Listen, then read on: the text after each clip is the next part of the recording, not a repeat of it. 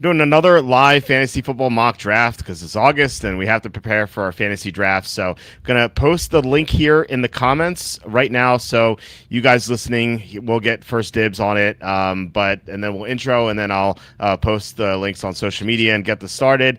Before we intro our co-hosts tonight, please hit like, subscribe, comment below, share this video, visit the link in the description for the merch store. As always, it's something from the merch store. It's January's Envy Month. Yes, it's the same shirt as yesterday. Yeah. But you can get that shirt as well as everything else at the merch store. 20% off sale right now on shirts. 10% off everything else. We have mouse pads. We have playing cards. We have lots of other stuff. I want to get to my most recent book, which is not the Jerks of the College Years. It is Year of the Bad Beat. It's finally out. Not finally. I've been working on it for like 6 months. But yeah, it's published. It will be available to ship by Sunday or Saturday, Sunday. You can get Kindle right now. But yeah, it's out. I just chronicle all the bad beats I had last year. It was a lot of fun to write. It was therapeutic because there were so many bad beats. And what's crazy is like we had a really good year last year. We were up like between 5,000 or 7,000. I can't remember the exact number. But yeah, we still had so many bad beats. There were 38 bad beats in this book, most of which were the NFL. And I just told the story of all of them, like how we got screwed in every game. Like some were so painful. I even forgot some of the games or what happened in some of the games. So I think you guys will like it. So Year of the Bad Beat. Check it out on Amazon. Also, my first book, Safety in a Field Goal. I have 4 in total. So check that out as well. And please consider super chats and super stickers. That is the best way to support the show. I always say that because it's true. YouTube does not pay us very much. So any help you would give us would be greatly appreciated. And leave comments here. It's hard to answer them during the draft, but I will answer them after the draft is over when we're done reviewing every team. So we're joined tonight by Butters, the half of the golf guys. Butters, how's it going? It's going good. Now, it would be interesting if we do a book about me of the year of the picking the faded golfer or whatever it was. I think Nuggets counted like 13 times. I was like, no, this is the first guy I'm fading, and I was like, oh, he won. I'm like, God darn it. Well, you did pick a winner, right? You had I can't remember who it was. I had Wyndham Clark. So yeah. So not you last did week, but for the major. It was the British Open, no, U.S. Open. You had Yeah. that one. So yeah, you did call that one, so that was good. We talk a little bit golf too as we wait as well. I mean, with the Tour Championship coming up, we have 2 spots left. I don't know. Did you get a chance to look at the field or anything? I posted my picks today. I have a few guys that I like. Any leans there yet, or did you not get to that yet? I had a gut feeling a couple months ago that it just feels like Matt Fitzpatrick's going to win it. Okay, that's one of my guys, so I hope you're right. Yeah, that's kind of what it was like. The first guy, like I looked at, I was like, yeah, he's just been having an incredible year, and it just seems like okay, if he can't win another one, until when it really matters, it makes sense for him to win like this one, like kind of like how like Tommy Fleetwood won last year is kind of like one of those like okay, we're getting to that point where he's going to win one sort of thing. Now it's like okay, Fitzpatrick is a major winner. It's like okay, now is he going to be a tour championship winner? Those sorts of things because we almost had Rory win. We almost had Rory win last week. He was certainly looking like he was trying. Yeah. Real quick, the draft just started, but yeah. Oh, it did. Okay. Right, yeah, keep going. So yeah. So yeah, Rory almost won last week, which I had Wyndham Clark. I was like panicking because he almost blew a 5-stroke lead on Sunday, and I was like, you got to be kidding me! Another brutal Sunday. I do have one chapter that's a golf bad beat in there. It's only one, but most of them are football. There are a few basketball ones, but they're mostly NFL. So I took the third pick on purpose because Jamar Chase got hurt today. He's on the thumbnail in case you guys didn't see a knee injury. Now they're saying he hyperextended his knee maybe, but we don't know for sure. So I just wanted to be like, okay, if I'm drafting right now and I have no idea what's going on with Chase, I just want to be like, okay, I think I'm going to take James Cook. which I don't think is a bad pick anyway. Under normal circumstances, I would take Jamar Chase if he were healthy, but we don't really know that. We don't know if he's going to be out at all. So big mystery here. So that's why I chose the third pick. You're drafting fifth. Any reason for that, or and Chase just went. You're up. Any reason for the fifth pick, or so I'm doing the fifth pick because we're doing a home league, and my wife has never done fantasy football before, so I wanted to kind of go. I wanted to help her out because I know she's got the fifth pick, and it's like, okay, well, what would you do in these sort of scenarios and everything? So, and I've done some best balls, and for whatever reason, I have not got the fifth pick. So it'll be kind of interesting. Now, Puka would make the most sense here, but we don't know if he. So Puka would make the most sense here because of where he's at, but we also don't know if he's going to have any suspensions. So if we're going for like a safe pick, because I don't like McCaffrey, because who knows if he's going to get hurt or not. He's kind of a boomer bust. I actually like JSN here. Okay, Jason. Oh, so why Jason instead of the running backs? JSN kind of reminds me of Devontae Adams when Devontae Adams was back with the Packers, where it's like, okay, he is the focal point. He's going to get targets. He's going to have these explosive games, and that's who Darnold. Doesn't seem like Darnold really wanted to spread the ball around as much. Now he did he did give some to Cup. He did give some to Barner. He did give to his pass catchers, but it just seemed like he just kind of fixated on one receiver, and he kind of did that also with the Vikings as well. That's true. That's definitely true. For me, I thought there might be a fall off here because new coordinator, pinnacle year. But Jason is super talented, so he could have another great year for sure. So I don't hate this pick at all. There are some picks I really wouldn't get behind. Like Christian McCaffrey, Jonathan Taylor. Just feel like those guys are much more likely to collapse this year. As much as I want to take a running back, I just fear that those guys are just going to have major regression. So I don't want any part of them. Jason could have regression, but then again, you could be right. He could have an amazing year too. So I'm definitely not opposed to Jason in the first round. This, despite saying that, I think there might be a slight decline. So, yeah, I mean, the fifth pick is tough to draft. I know you said you even had it, but and I think part of that is what you don't get in round two. It's pretty rough on the way back, as we'll probably see, and that's been my experience. Yeah, so. It'll be really interesting. I did have a chance at one point. I think tonight I had a 6th pick in the best ball, and I had an option for Amon-Ra St. Brown, but I actually went with Jonathan Taylor instead because I kind of wanted, because I hadn't drafted. I don't think I drafted Jonathan Taylor at all, and I don't think I haven't drafted Amon-Ra at all either. And it's kind of like, okay, you kind of got to look at the Lions. They've got one of the easiest schedules of the year. And so who's going to be the focal point? Is it going to be Gibbs? Is Gibbs going to be the true number one overall, that he's going to score the most reliable, most consistent, all that? If that's the case, then Amon-Ra St. Brown may not live up to his expectations at 1.5, 1.6, 1.7, Mm-hmm. So you kind of got to think of is the ball going to be spread around? Are they just going to be that explosive in offense? Are they going to be like this year's Rams? If that's the case, then it's okay, then he's going to go off like a Puka, and then Jameis Williams is going to go off. Then Jameis Williams is going to be like Devontae Adams last year, and then Gibbs is going to be like I'm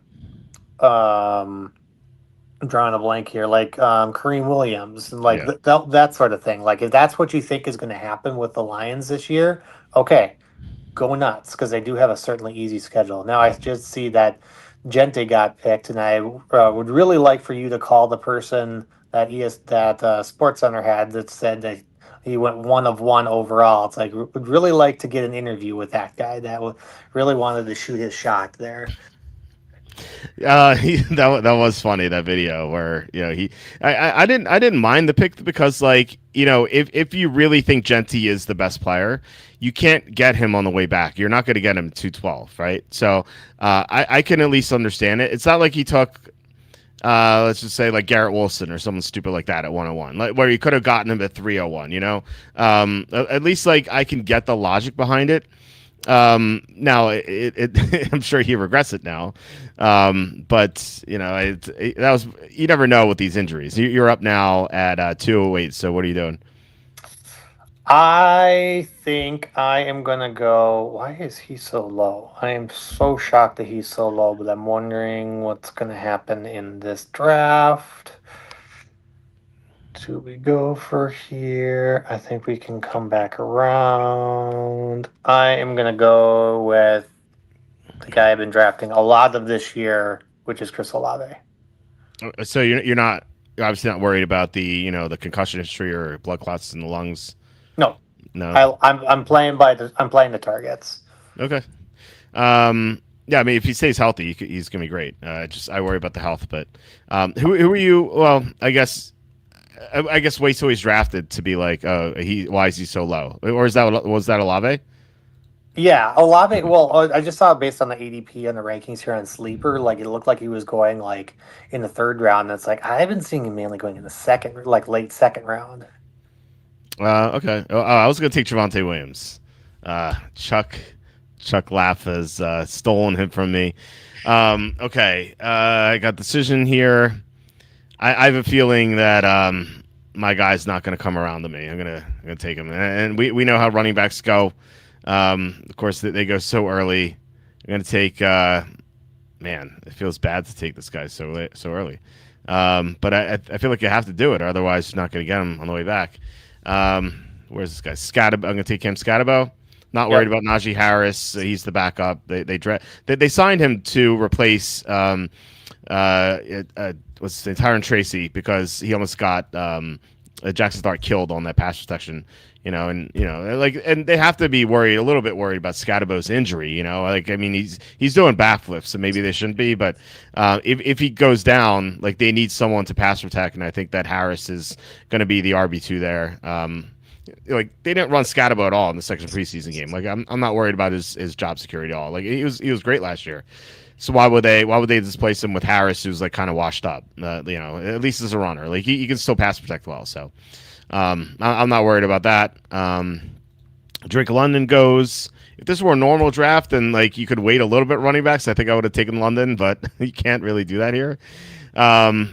So yeah, I think you have to load up on these running backs. Yep. We know how these drafts go. It's pretty crazy. I don't know if you expect the same thing. Your home league is that a 12 team or a 10 team? Yeah, there's a lot of Packer fans in there, so there's going to be a lot of swing, and there's going to be a lot of favoritism, I would say, and on some players. That makes sense. But so I wanted to, speaking of Scatterbo, so the last best ball that I had, so I had the 6th pick, and I went for Jonathan Taylor. Came back around, I picked Olave, which seemed like a reach, but I was like, okay, I'm looking what's out there. Then came back around, and like I was gonna pick Williams, and he got picked. And I was like, okay, maybe I can go with Devonta Smith and go with like a Philly route. Then he got picked right before me, so I was like, all right, well, let's go with Jonathan Allen or Josh Allen. Josh Allen. Yeah. Yep. And then I came back around, and then like, okay. DJ Moore was available. I'm like, okay, I could actually stack him here. I was going to go for Mbuka, but then I was like, all right, let's try a stack. And then kind of came back around in the 5th round. I'm like, Scatterbo still hasn't been picked because it was between DJ Moore and Scatterbo. And I was like, I'll try DJ Moore. I haven't drafted him yet. And I almost got Scatterbo, and then he got drafted right before me. I was like, okay. I took Devontae Smith. Could have taken another running back. I'm kind of gambling here that another running back will fall back to me at 410. Maybe that's a little foolish, just knowing how these drafts have gone. But there are a handful that I like. So maybe one will fall to me. We'll see. It's kind of like an experiment. And I love Devontae Smith this year. I don't know what you think of him, but like to me, when he has been the receiver one, he's been excellent. His rookie year, he had 1,000 yards, and in 4 games that AJ Brown missed, he had just monster games. Especially in the playoffs, he had like 184 yards or 148 yards against the Buccaneers.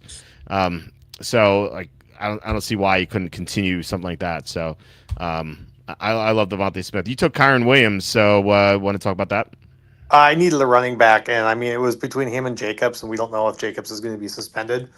Uh, I could see in a heartbeat most players. I could see Jacobs probably going early second round in my home league, Yeah. but because they don't believe he's going to be suspended, I think he's going to get suspended.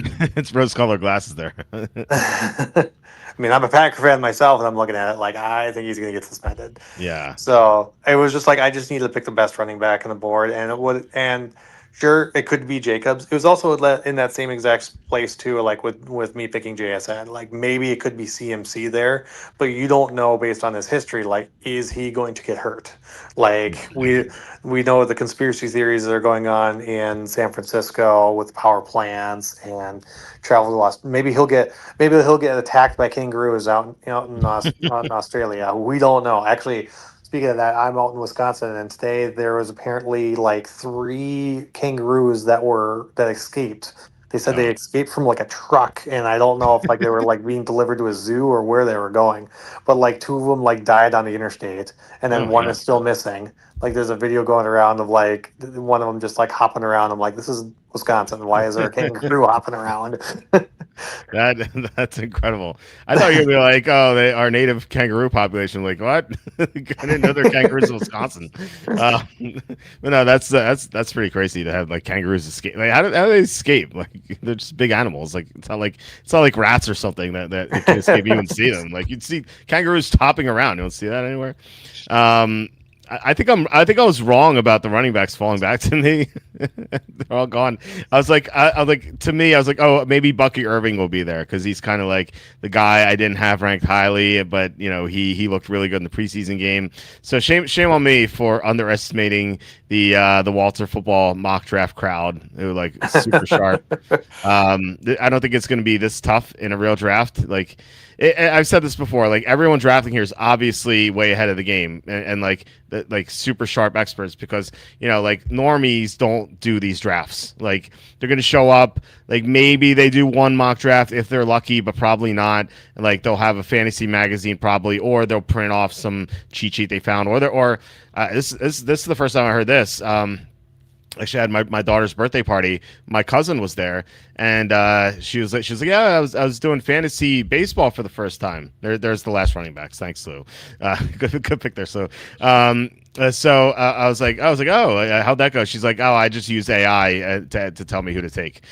So I'm like, that's brand new. Like I feel like some people who don't know what they're doing, like they're going to ask AI who to pick. So that's like a new phenomenon as well. But like they're not going to know how these drafts go. And that's really important to recognize how thin running back is, and everyone here is gonna be ahead of the game, while like the people who haven't drafted like, oh, who are these? I don't know any of these running backs. Where'd they go? So that's what I'm thinking here, is that like people here have an advantage, and it's not a surprise that all the running backs are gone.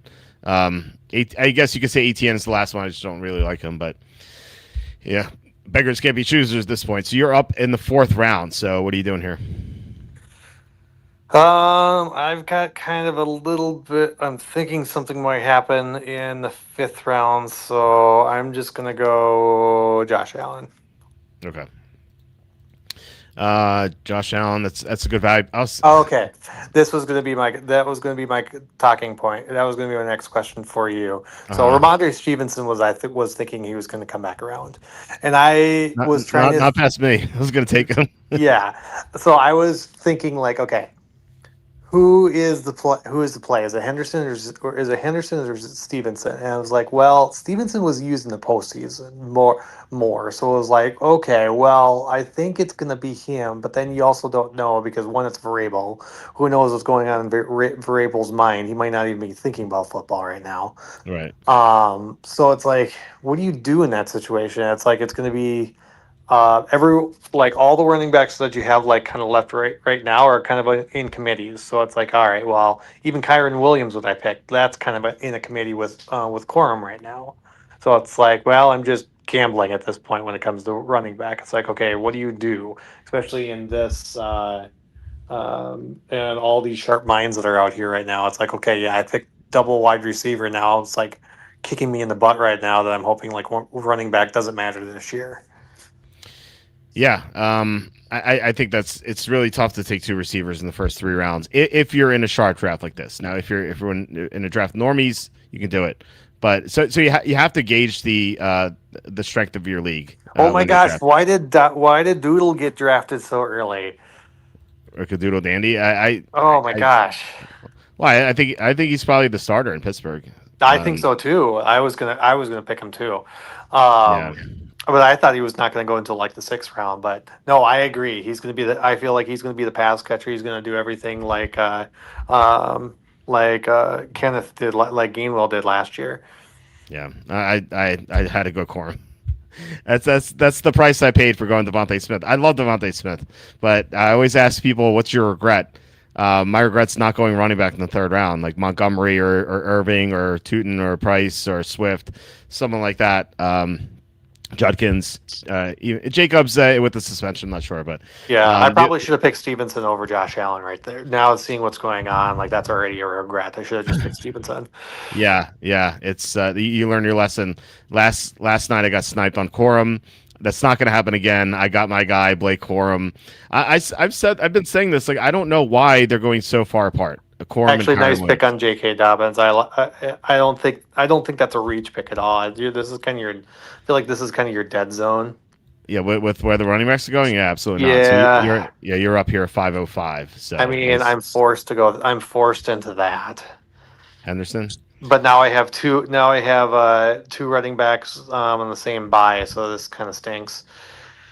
It's not best ball. You can pick someone up. It's True. that's not as devastating. Like best ball, you need to diversify your buys because you can't add anyone. But in redraft, you can pick someone up. It's usually not that big of a deal. So just make sure when you draft, like it's my philosophy is like don't make sure like everyone on your team is the same buy. There's a limit, but if you like.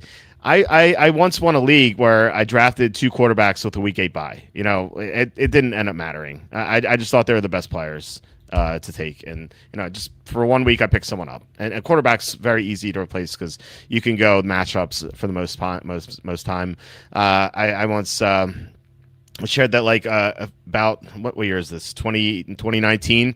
I won my big money league with just rotating quarterbacks because I had Cam Newton, or I think it was Newton, and he got hurt right away, and so I had to pick people up every week.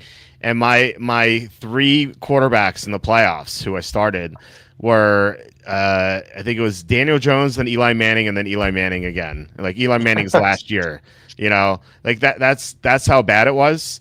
Um, because I had no quarterback, and in the finals, I had to go against Lamar Jackson in his MVP season, and like I remember looking at that and like, oh my god, like Eli Manning's going to get outscored by like 50 here, and actually he didn't because it was a great matchup against I think it was Washington, and it was like yeah, Lamar Jackson outscored Eli, but only by like 5 or 6 points. So it just goes to show that like if you can find an easy matchup, you can game plan around it. So at quarterback at least, because there's so many of them, and if in a 12-man league where you have limited roster space, like people aren't going to own that many quarterbacks, so you can always rotate. And that's one of the many reasons why you should wait on quarterback unless you get like a Right. steal. Like Josh Allen at 408 is really good value. So Yeah, I don't mind that. that was like a steal of value because he's kind Yeah. of like a running back himself, anyways. Right, exactly. But like Lamar Jackson at 412, I think that's too early, for example. So, all right, our guy went. Jalen Waddle just went at 512. And I've been mentioning your name every single time Waddle comes up. I'm like, yeah, Butters calls him the pyramid scheme, and I think that's a great description for him. And every co-host I have, I'm like laughs because they know it's true. It's like, what is the genesis behind that? Like, why did you start calling Waddle pyramid scheme, or why do you think he's a pyramid scheme? He might go down as the greatest decoy ever, just ever. Nice, yeah. I don't disagree. Just go out Um, there and just run around. Go out there, run around. Like the only time like he's gonna catch balls is when he's wide open.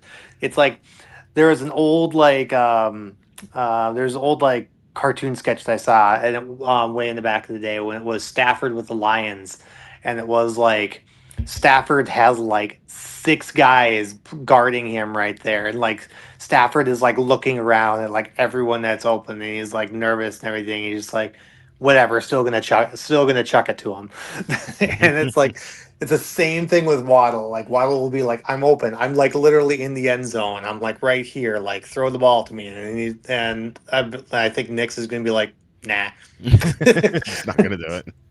That reminds me of the 2000 Giants because my roommate Dennis, who's actually my developer of the site now, like we used to get such a kick out of watching Kerry Collins play with the Giants. I don't know if you remember this team, but that team had they had three good receivers on that team. They had Amani Toomer, well dressed Amani Toomer, as Chris Berman used to call him. They had Amani Toomer, Ike Hilliard, and Joe Jurevicius. And Kerry Collins, he got into trouble when he was with the I think Panthers or Saints. I forget which team, but he got into trouble because he said something racist or whatever. And it would be the funniest thing ever because like you'd have like hurt. They hurt so bad. Yeah, well, it's funny because with the Giants, he would have like Hilliard wide open, he'd have Toomer wide open, he'd have Jurevicius, the only white guy in the group, triple covered, and he like keep throwing to Jurevicius like over and over again. And we're like, I wonder if the racism has anything to do with it. It was just we'd always have a laugh about that because it'd be like, wait, why aren't you just throwing it to Toomer? He's wide open. But I don't know. I don't even know if that had anything to do with it. It was just like funny. Like we would just laugh at that. But yeah, that's that kind of reminds me of what you were saying.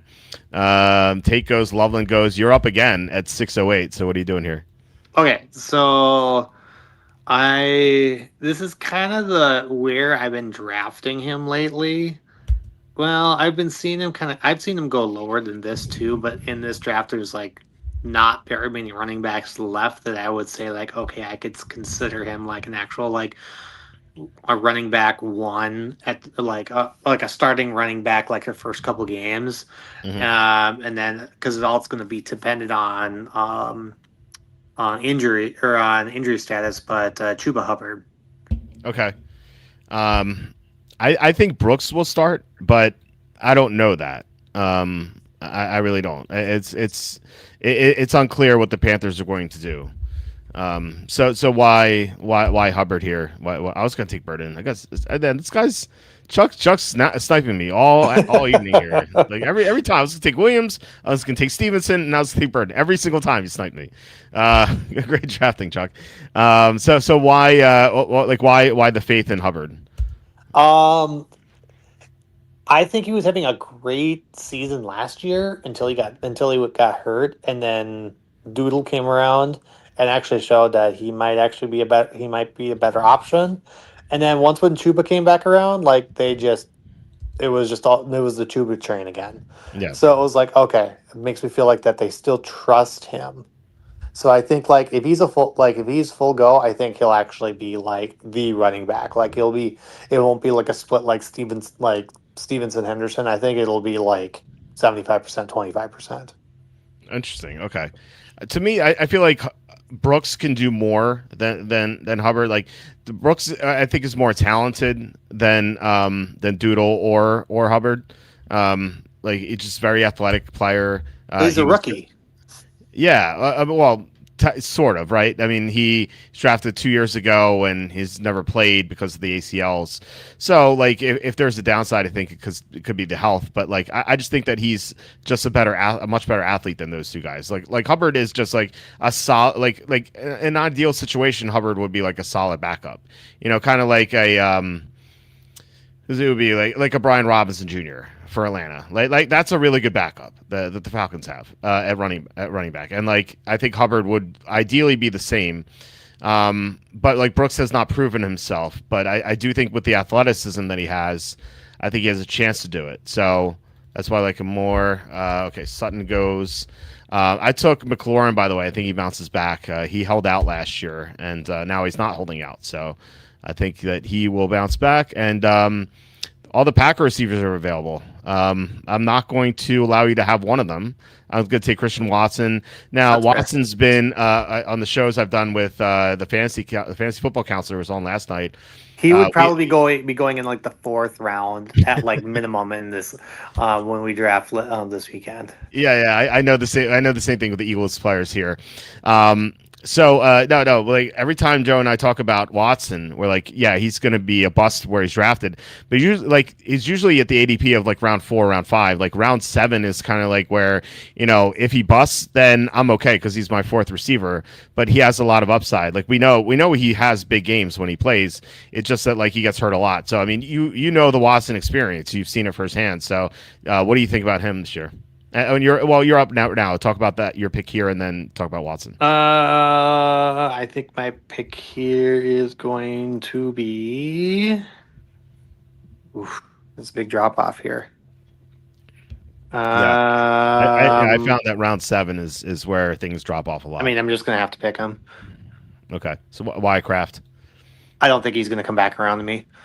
Okay, I think I pick now or I won't have the opportunity. Okay, interesting. Like there's been a lot. I've noticed a lot of reaches in this draft. We got a lot of smart-minded people in here. Yeah. I don't think, even though if he might not even start, or even if he might not start, or if he gets limited snaps or whatever, like his ceiling is just too high for his potential. It's kind of like Watson last year and then the year before, like when he got hurt, like before he got hurt. It's like the ceiling is very high, and then you get hurt, and it's like, what do you do? Right. So yeah, tell me about Watson. Is given that you're a Packer fan, like how do you think he's going to do this year? There was a concern of his matchup versus Surtain, for sure. So it's like, I mean, Surtain is just that talented. I mean, he can lock down any receiver. So that's kind of hard to compare to for any receiver. However, he's getting a lot of hype this year, and that kind of concerns me there, where it's like, okay, I like to play game theory, especially in in DraftKings and any home league or anything of that sort. It's like, okay, at some point you have to say, okay, people are going to do this. I have to go this route. Like, I don't want to go this route, but I'm going to have to go this route. Like, it's kind of like me making a call. Like my boss at work, he has a sheet of paper and he put it in the his cabinet, and he's already had to check one off already for me being right, and that's Deshaun Watson getting the start week 1. I was like, yeah, because it's like people don't expect, like people are saying, oh no, Shadeur is going to get him. Like, no, it's going to be Watson because they're already paying them the money. I mean, like they can't do any buyouts or anything like that. They're going to have to play him, so they might as well just start him. Well, yeah, that's good that you're sounding smart to your boss. So that's always a great thing. I thought it was gonna be Watson too until he got booed and like how he reacted to the boos. He had that press conference where he's like, oh, I'm trying my hardest here. I don't think they should boo. It's like, well, maybe you shouldn't go 4-13 for 30 yards and interception. Ooh, there goes Striblin, round seven, like you said. Yep. I was having a fun time drafting him in round 13 a month ago. It was a great time. Those times have ended. That's why you should always do your best ball drafts early. Not all of them. I think like if you're doing best ball, if you're doing a bunch of best ball drafts, you should do a lot of them in July. I think that's when the winner of last year's best ball, I think, drafted his like end July. I gotta find my best ball that like I drafted 4 running backs in a row because it was just like, okay, I see what everyone is doing. Mm-hmm. It's like, okay, if all of these guys fail, I'm gonna move on to the next round because I'm just drafting all the value that's just coming to me, sort of thing. I gotta find that. Where Mike was Washington it? Goes. Good pick there, Mike Washington. It's gonna take on the way back. May have considered him 703. I don't know. I just saw I've never seen Watson around 7 before, so I thought that would be a good pick there. But yeah, Stribling. I was consistently taking him around 13. I was taking Jacoby Lane round 19. I was taking Caleb Douglas round 20.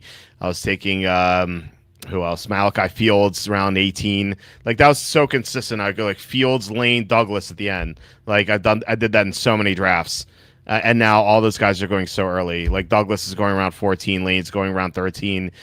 Zachary Branch too. Zachary Branch. I'll really end like my drafts like Branch, Fields, Lane, and then Douglas, and like all those guys are going so early now.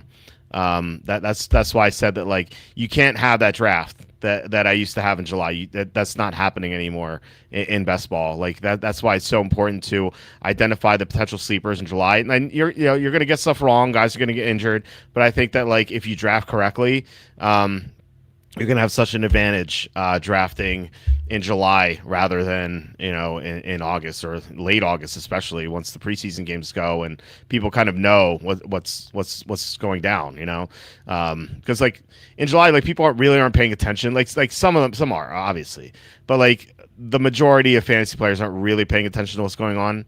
Because they're still in like summer mode. They're like the World Cup even this year. Actually, I didn't watch, but like people are doing that. So you're up at 808. So what are you doing here? Let's see here. 3 quarterbacks in a row, by the way.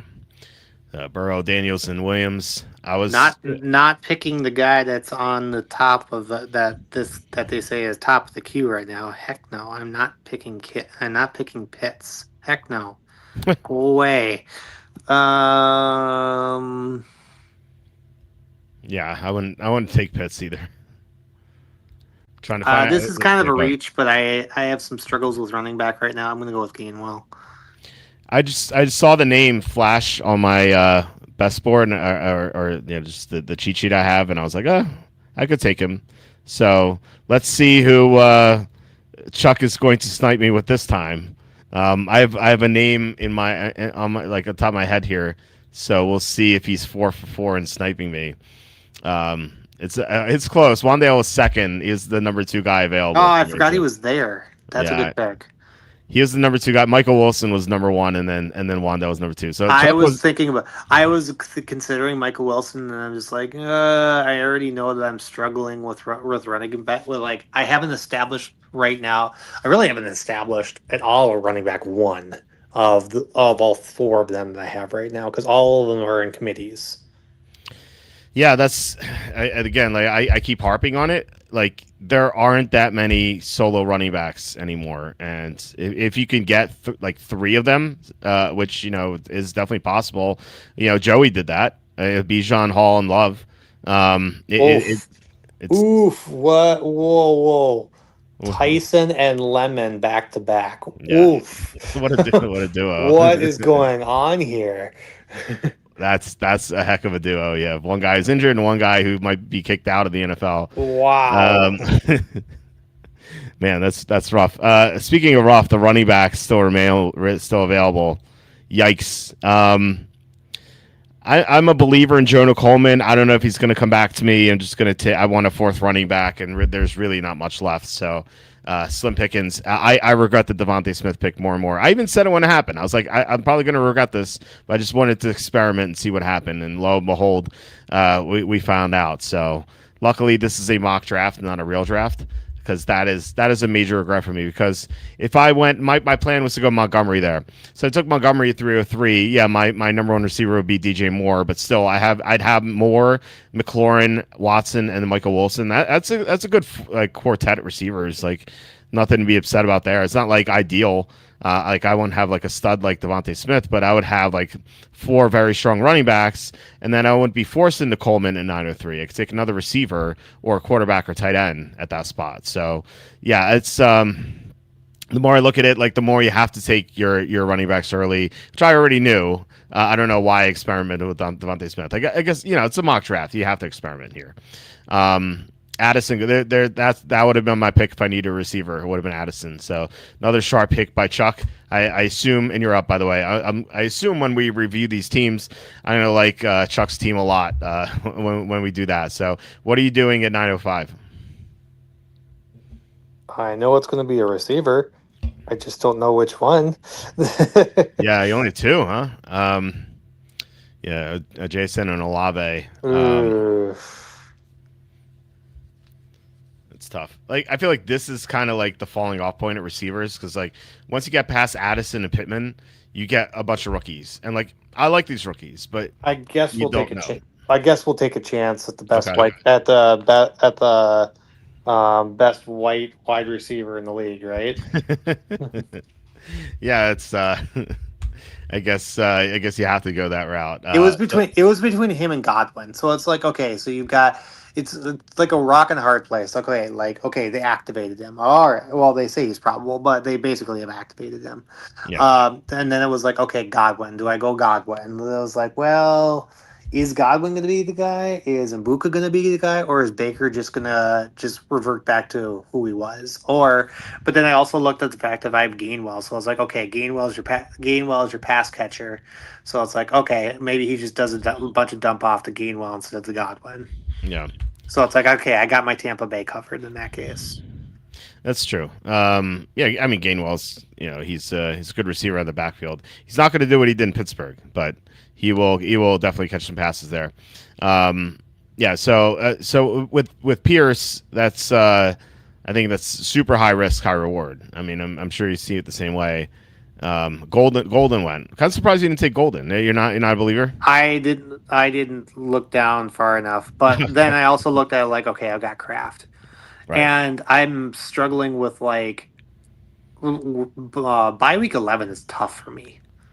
Oh, it's tough for everyone. It's like all the good offenses are week 11 buys. Yeah, week Like 11 is seven, going to be 7 and 11. They're the two tough ones. week 11 is going to just be interesting on like DraftKings because it's like okay, where are all these players? Like all these like players that everyone wanted to play, like they're not there. Yeah.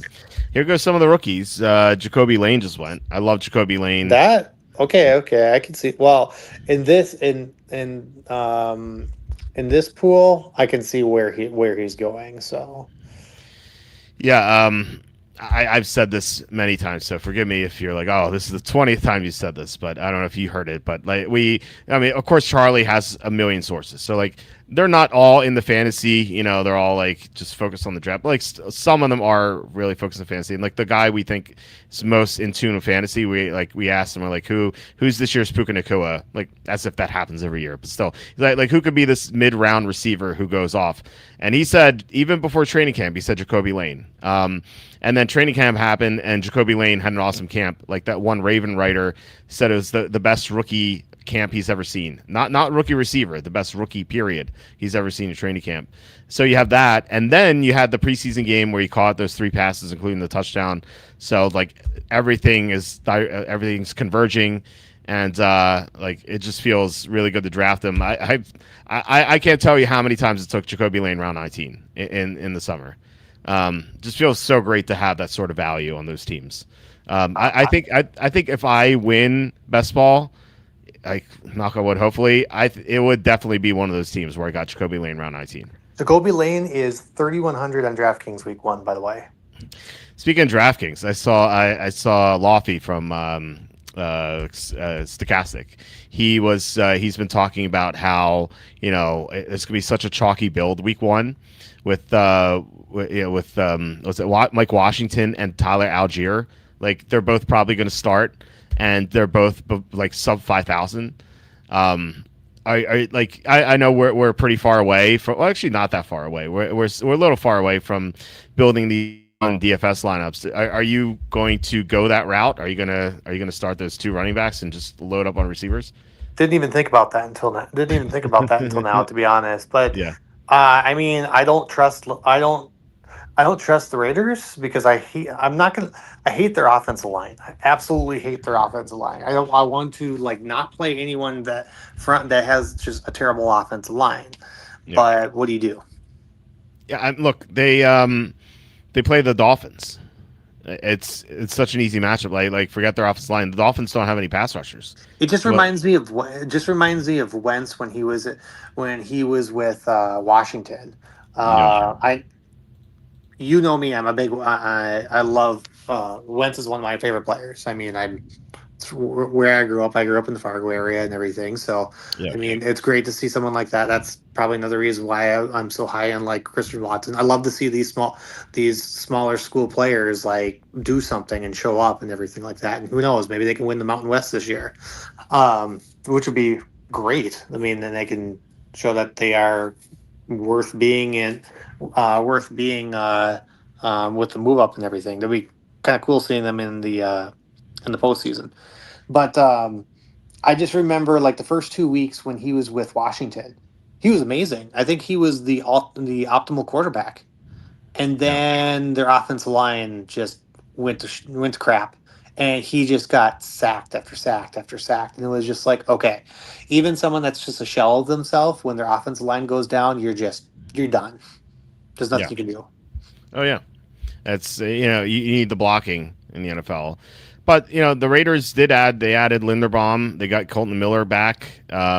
I think the line will be better this year, and the Week 1 matchups because it's going to be a good one. So to me, I'm definitely playing Washington because even if they're trailing, like he's going to catch some passes. He does everything. Whereas like if I think I Prescott crossed off already for some reason, not sure why. Anyway, you're up here at 10:08. So what are you doing? So I definitely still need another receiver. I am gonna go with. I'm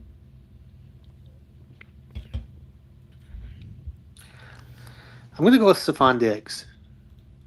Okay. So What's why? I've seen that when he's on the field, like he went through the same he went through the same I think he had the same exact doctors as Christian Watson did when he had through his injuries. And I think they also practiced with each other too in the offseason last year. And while I'm not a big fan of Stephon Diggs, I mean he's showing up on the field. If you take his mouth out of the picture, and Daniels needs some receiver help. Sounds like he's been connecting well with Conquo. I mean, you got McLaurin for sure, but then you've also got a veteran Diggs that's out there as well. So I think Washington could make some moves. I think Diggs is just good enough. Yeah. Um. Yeah. I mean, he's going to catch passes. I mean, they don't have anyone else besides McLaurin and Okonkwo, so he's definitely going to be in the mix. Like I actually honestly thought about picking him over Alec Pierce last round, and then he was still available. So I was like, okay, I'll just pick my guy. Yeah, it makes sense.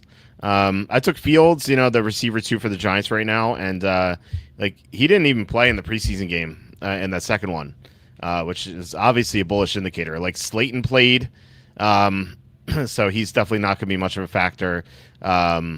But Tank Dell goes. I hope he's healthy, but is Young just picking up all the players that are just like, oh, these are just all the backup players? He's just like he's like all the value picks. Was like, I'm just gonna take him now. I'm just like, damn it.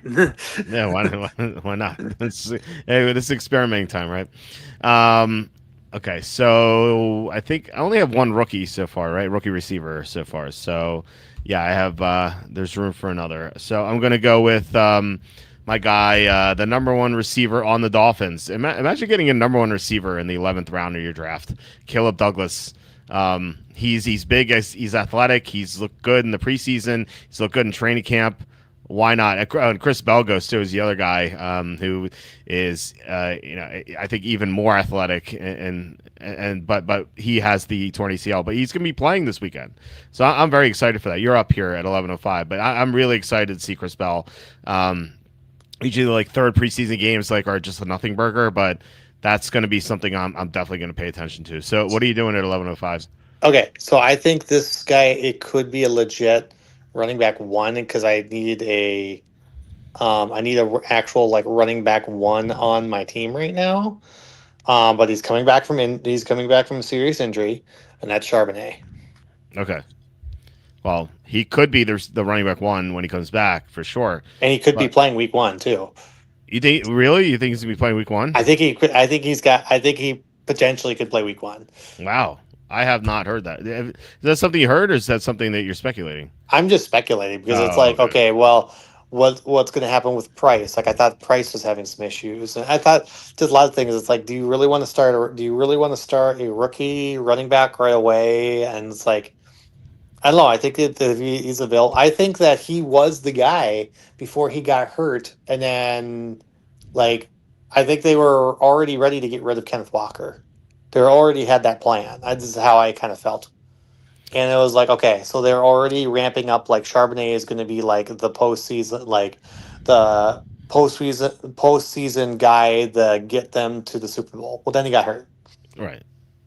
Yeah. No, that definitely changed everything. So then Kenneth Walker just Right. became like the Super Bowl MVP and everything, and everyone's drafting really, really high right now. And I really don't think he's going to. I really think he's going to be a bust with KC. I agree with that.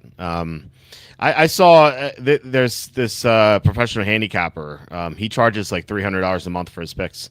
Oh no, sorry, 300 a year for his picks. He announced like he sometimes gives stuff out for free on X, and he's like, oh, I just bet Kenneth Walker to score the most running touchdowns for running backs this year. I'm like, they didn't even give him the goal line carries in Seattle. Like, Right. why Exactly. wouldn't that? Doesn't make any sense to me. I don't know. Maybe he's gonna win this one, but So maybe that's what they do with Charbonnet. Maybe he just gets 2 touchdowns week. Maybe he just does come back week 1. He just gets 2 goal line touchdowns. I'm like, okay, I'll take 12 points. um, I don't know. I would be surprised if he played week one, like because he tore his ACL mid January. Like it's not like he tore his ACL in October, you know. True. But I don't know. I feel like he would be on the pup list, but when he comes back, he's definitely going to be the goal line back. It's just a matter of when. So we'll have to see when that happens. But We'll see how many stem cells that they're feeding to him. that's true. These guys are coming back so quickly from torn ACLs. It's insane. Yeah. Like the fact that Chris Bell tore his ACL in November. He's going to play him in the preseason. It's like it's 9 months. That's crazy. I mean, Packers gave Cheeseburger Eddie Lacy a chance when he was like 400 pounds. So, I mean, why can't we give someone that's only got one ankle? Yeah, cheeseburger Hattie Lacey. That guy was so fat. His weight is out of I control. love the picture of just like someone put like put a string like with a cheeseburger in front of him. I That's remember where he runs. that. I remember that picture. That was great. It was true. He's so big. How are you like? I always found that remarkable. Where you have all the talent in the world. Like imagine like because I don't know where he grew up. Let's just say like he grew up in like a middle sized town or like he was the star there. He was the star player there, like the best football player, and like everyone's like, "Oh, you're going to be amazing in the NFL, Eddie." You know, and it's like, how do you get fat and out of shape when you have so much like God given talent like that? Like to me, I would be working like my butt off just to, like be the best I could be. You know, at least that's how it used to be when I swam. I was actually telling my son today. He's not 5 yet, so I'm not sure like how much sunk in. But I was kind of like telling him a lesson where you have to, if you want to be like the best at something, you have to work really hard at it. And I told him like, well, when I swam, I actually ended up winning the public league, Philadelphia Public League 100-yard breaststroke. You're up, by the way. And I was like, what I did, I went to the gym every morning. I swam for like 5 miles, and then I weightlifted for an hour and a half. I did that every single morning, and I just worked super hard, and it paid out. It paid off. So it just goes to show like if you work hard, you can get like what you want. And so like if you're Eddie Lacy, like how do you do the opposite of that? Like how do you eat yourself out of the league? So it's crazy to me. So anyway, it's my spiel here. So what are you doing here at 12:08? I'm gonna pick one of your guys. Oh no, I need my guy. I don't have that many guys left. Yeah, you're not gonna like this pick, but knowing this group of people, I'm surprised that he hasn't been picked yet. I'm picking Goddard. Okay, okay, that's a great pick. I can't believe he was there. Yeah, Um, because who knows, Kraft may not do. Who knows? They might shut down Kraft right away at first day or first week. So it's like, okay, well then I got Goddard, or I just play, or in my flex I just play Goddard as flex. You know. Yeah, I really don't like taking two tight ends. Just because, yeah, you can play him at flex, but tight ends like the lowest scoring position. So you almost want a receiver, especially a running back there. To me, that's why I just like not like want to load up on running back. So like running back is always my flex. This feels really good. So we'll see. Okay, Spears goes. I need a fifth running back here. I honestly almost picked Kittle, to be completely honest, but Oh, then it's really? like I don't want the chance where like both of them are not playing week one. It's like, okay, now I'm going to the waiver wire already for a tight end. Yeah. Yeah, it's not ideal, but like tight end's another position where there's so many of them. Like we've done so many of these drafts. I'm gonna take Marshawn Lloyd. We've done so many of these drafts, and it's like I'm surprised you picked Marshawn Lloyd there and said someone else, but I okay, I understand. who could who's someone else? What? Well, don't say it, but like what position? Running back? Yes. Same running back on Green Bay? No. Oh, okay. Um, I don't know who I would have taken then. I just feel like with Jacobs being suspended potentially, Lloyd could be the guy, or who knows? Jacobs goes down, Lloyd can be a good starter for me. I feel like a decent handcuff, not like one of the best, but Packers really could have had a chance. Packers really should have had a chance between like, okay, who's their backup? Is it going to be Lloyd or is it going to be Harry? Dumb and Dumber joke. I didn't get that. It's been so long since I've seen that movie. That's pretty good. That would be hilarious if they actually had another running back, last name first or last name Harry. It's like, yeah, is it going to be Harry or is it going to be Lloyd? That's very good. No, I mean Lloyd is finally healthy. Like finally, it's kind of like I have a couple of those guys. I've Watson and Lloyd as like guys who are like, oh, they're healthy for now. It's not going to last too much longer. I don't have a quarterback. I don't have a tight end. I don't have a kicker. I don't have a defense. We have 4 picks left. I have to take one of each. So let's see what I can unearth here. Brock Purdy is undrafted. Oh, geez, there's someone else that's undrafted right now. At quarterback? Yes. I mean, there's so many good quarterbacks. That's why you can wait. Like, why draft quarterback early? You have all these options. Yeah, you have a ton of options at quarterback. So you probably are good with just waiting. Yeah, Dart's phenomenal. He's injury prone though. That's the only downfall. Like Purdy's a great fantasy quarterback when he's healthy. I'm going to take Purdy. I could take any one of those guys and be happy about it. Like they're literally like 6 or 7 quarterbacks there. Like I'm perfectly happy taking one of these guys.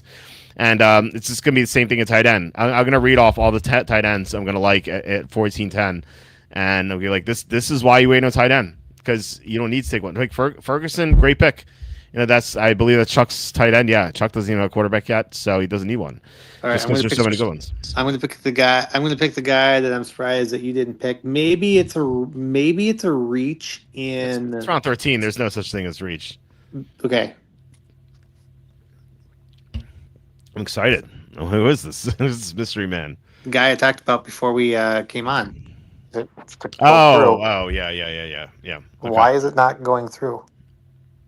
Because it wants me to get him. What in the heck? Kendry Miller? Yes. So why Kendry Miller there?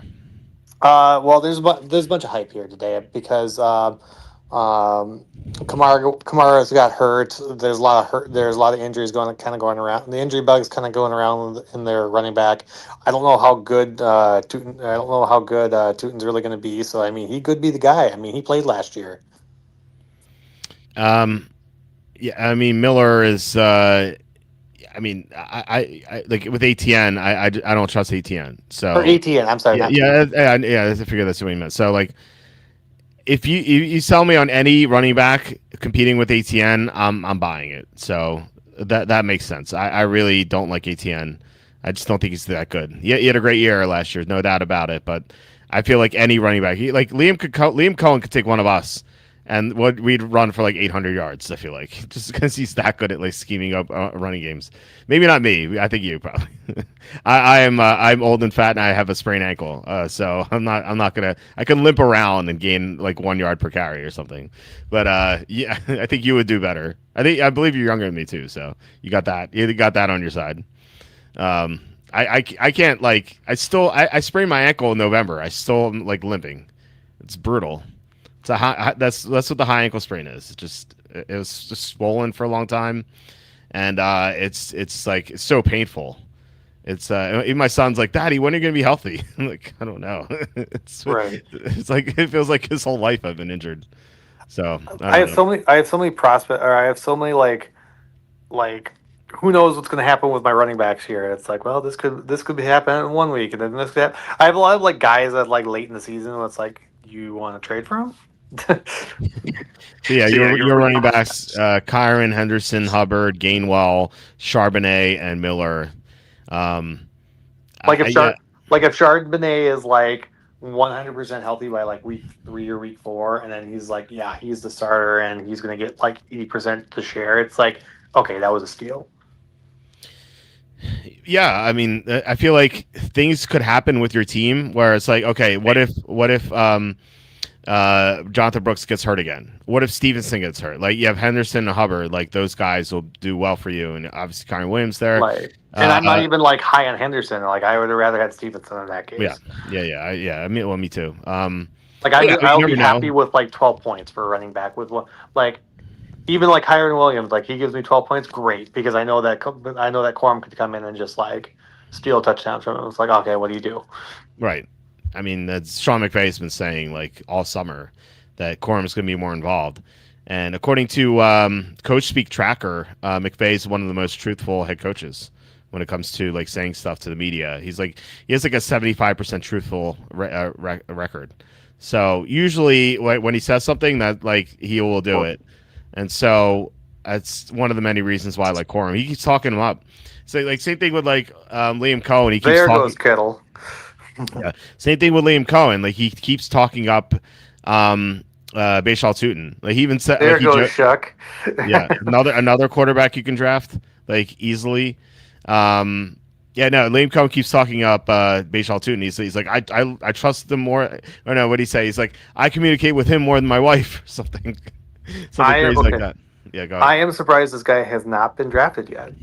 I'm surprised Downs lasted till around 14. I like how on Sleeper this guy has an ADP of 999. Okay. Who is it? Wicks. Dontayvion Wicks. Okay. He is your wide receiver 2, not Lemon. He is your wide receiver 2. I think Goddard's receiver 2 technically. Like okay, that's fair. But like Wicks is perfect in the slot. Like I don't care if Lemon is there. Like the more Lemon is out there, it's like good. Wicks can play the slot. He's perfect in the slot. All right, look at all these tight ends. Kelsey's washed up, but still, you could argue him. Likely could have a big year with the Giants. I'm kind of regretting not taking Dart because I have Fields. Likely could have a huge season. Andrews on the decline. Hunter Henry, big touchdown guy. Sadiq, the fantasy football counselor, likes him a lot. I do too. Hawkinson could be great. Barner, big year last year. Could repeat maybe, although Kubiak's not there. Chiggy Okonkwo, like this guy's my tight end 10. Juwan Johnson could have a big season. If I took Shuck, I would definitely pair him with Johnson. Schultz could have he had a strong year. And Njoku's the tight end 1, I think, in the Chargers. Dulcich, tight end 1 with the Dolphins. I have to make this pick here. I haven't taken Likely yet. I'm going to take Likely. But there's so many good tight ends. So yeah, I kind of regret not taking Dart and then Likely because, like I said, I have Fields. But I'm surprised you didn't pick I'm surprised you didn't take Hawkinson because like. One of the things that my boss wrote down on the piece of paper is I actually think the Vikings could win the division, and I think Kyler could easily like people think that he's going to lock into Jefferson. I think he can lock into Hawkinson. That's interesting. I mean, he was locked into McBride, but not in the end zone. So that's like the one thing. Like McBride only scored 2 touchdowns in 2024, and then when Brissett came in, McBride scored 11 touchdowns. So that's like the one thing holding me back there. But I mean, you could totally be right. I don't look. Hawkinson's one of many tight ends I could have taken. Like I could pick him up on the waiver. I guarantee he's not going to be drafted. You could have went Hunter Henry. You could have been Barner. You could have been Okonkwo that's been getting talked up as well. You could even pick Juwan Johnson. I mean, he's been. I mean, you got a rookie quarterback. You got a rookie quarterback Shuck that's now come. Well, it's his second. It'll be now his second year, but like it's technically his actual rookie year. So it's like, okay, so then he's going to lock into that. There are so many good tight ends, and I'll keep repeating it. You wait on tight ends. Like, you have to go where the value is. Like, you play DFS as much as I do. How Like, is this defense not picked yet? I'll pick the Broncos. I'll take those. I'll take the sacks. I'll play Surtain all day. yeah. Look, you play DFS just as much as I do. Like, what do you do first when you go to like look at a slate for the first time? Like, it's you look at where the value is, right? Because Yep. that kind of dictates what you're going to do. Like, if you have a lot of value at the bottom, you can play the top end guys. If there's no value, you have to go balanced. And so that's how you kind of have to approach these drafts. Is like, where's the value? It's like quarterback and tight end. I just took Purdy and Likely. Chuck Laff took Ferguson and Dart.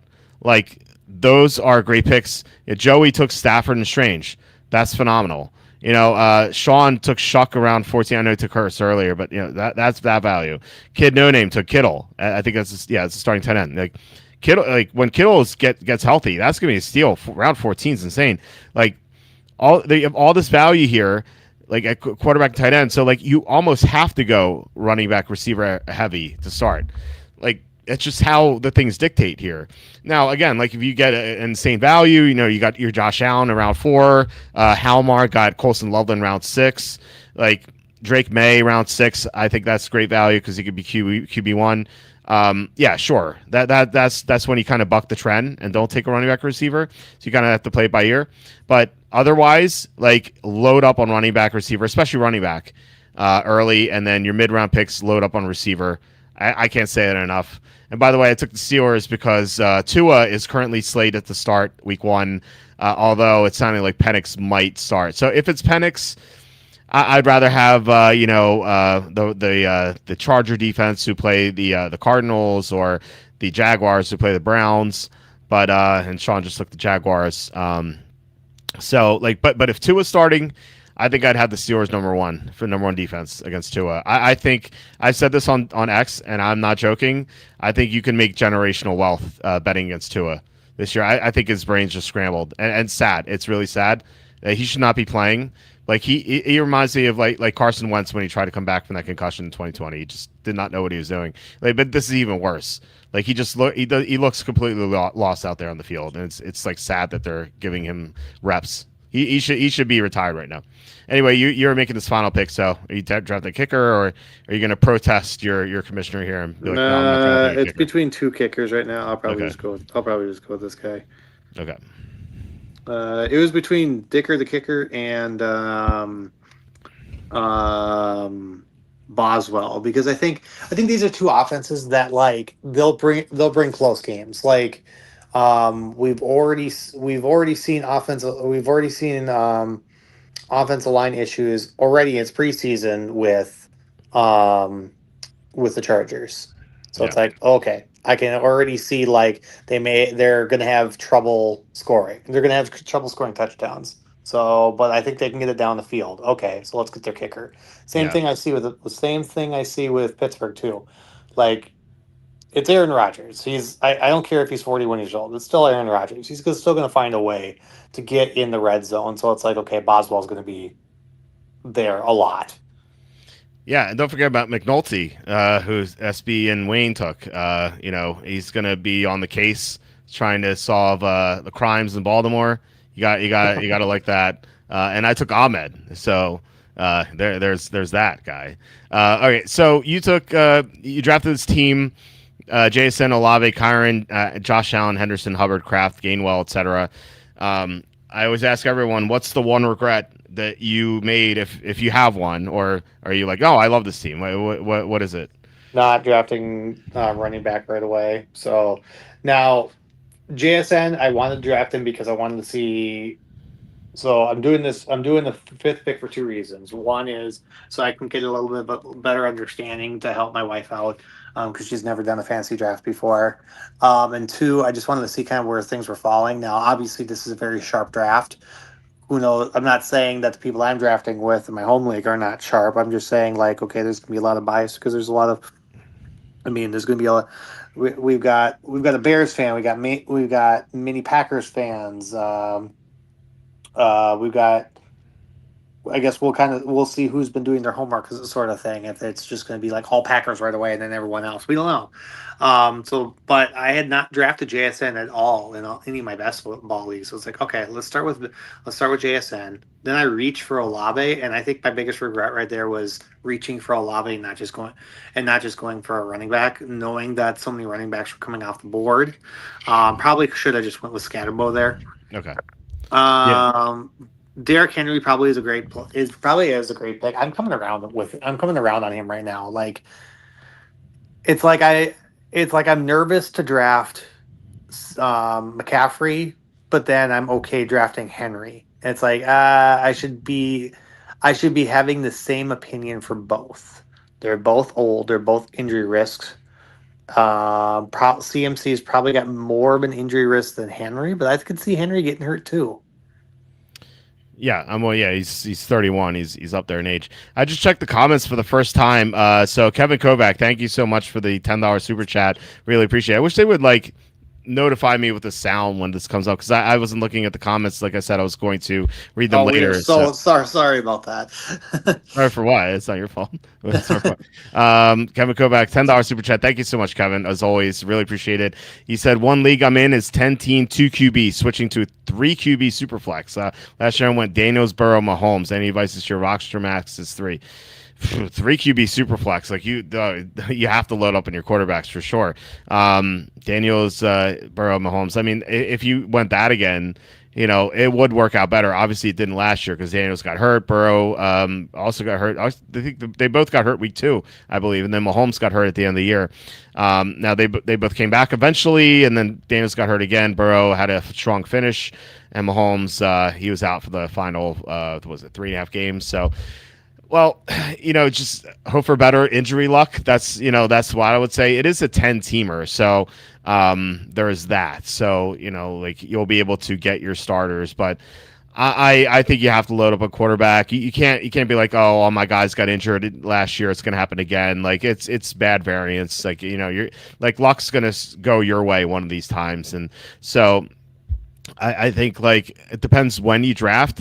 It's kind of like trying to think of like where you would like who you would take, but like your first 3 picks almost have to be quarterbacks. So in the super 3 QB super flex, because like if you don't get your 3 starting quarterbacks, like other teams will, and quarterbacks is the highest scoring position, so like they're just gonna have so much of an advantage. So yeah, I would definitely do that. I'll take the 3 quarterbacks early, but like I said, it really depends on where you're drafting and like who you're gonna take. Is that Butters? Do you agree with that? Is that how you would approach this?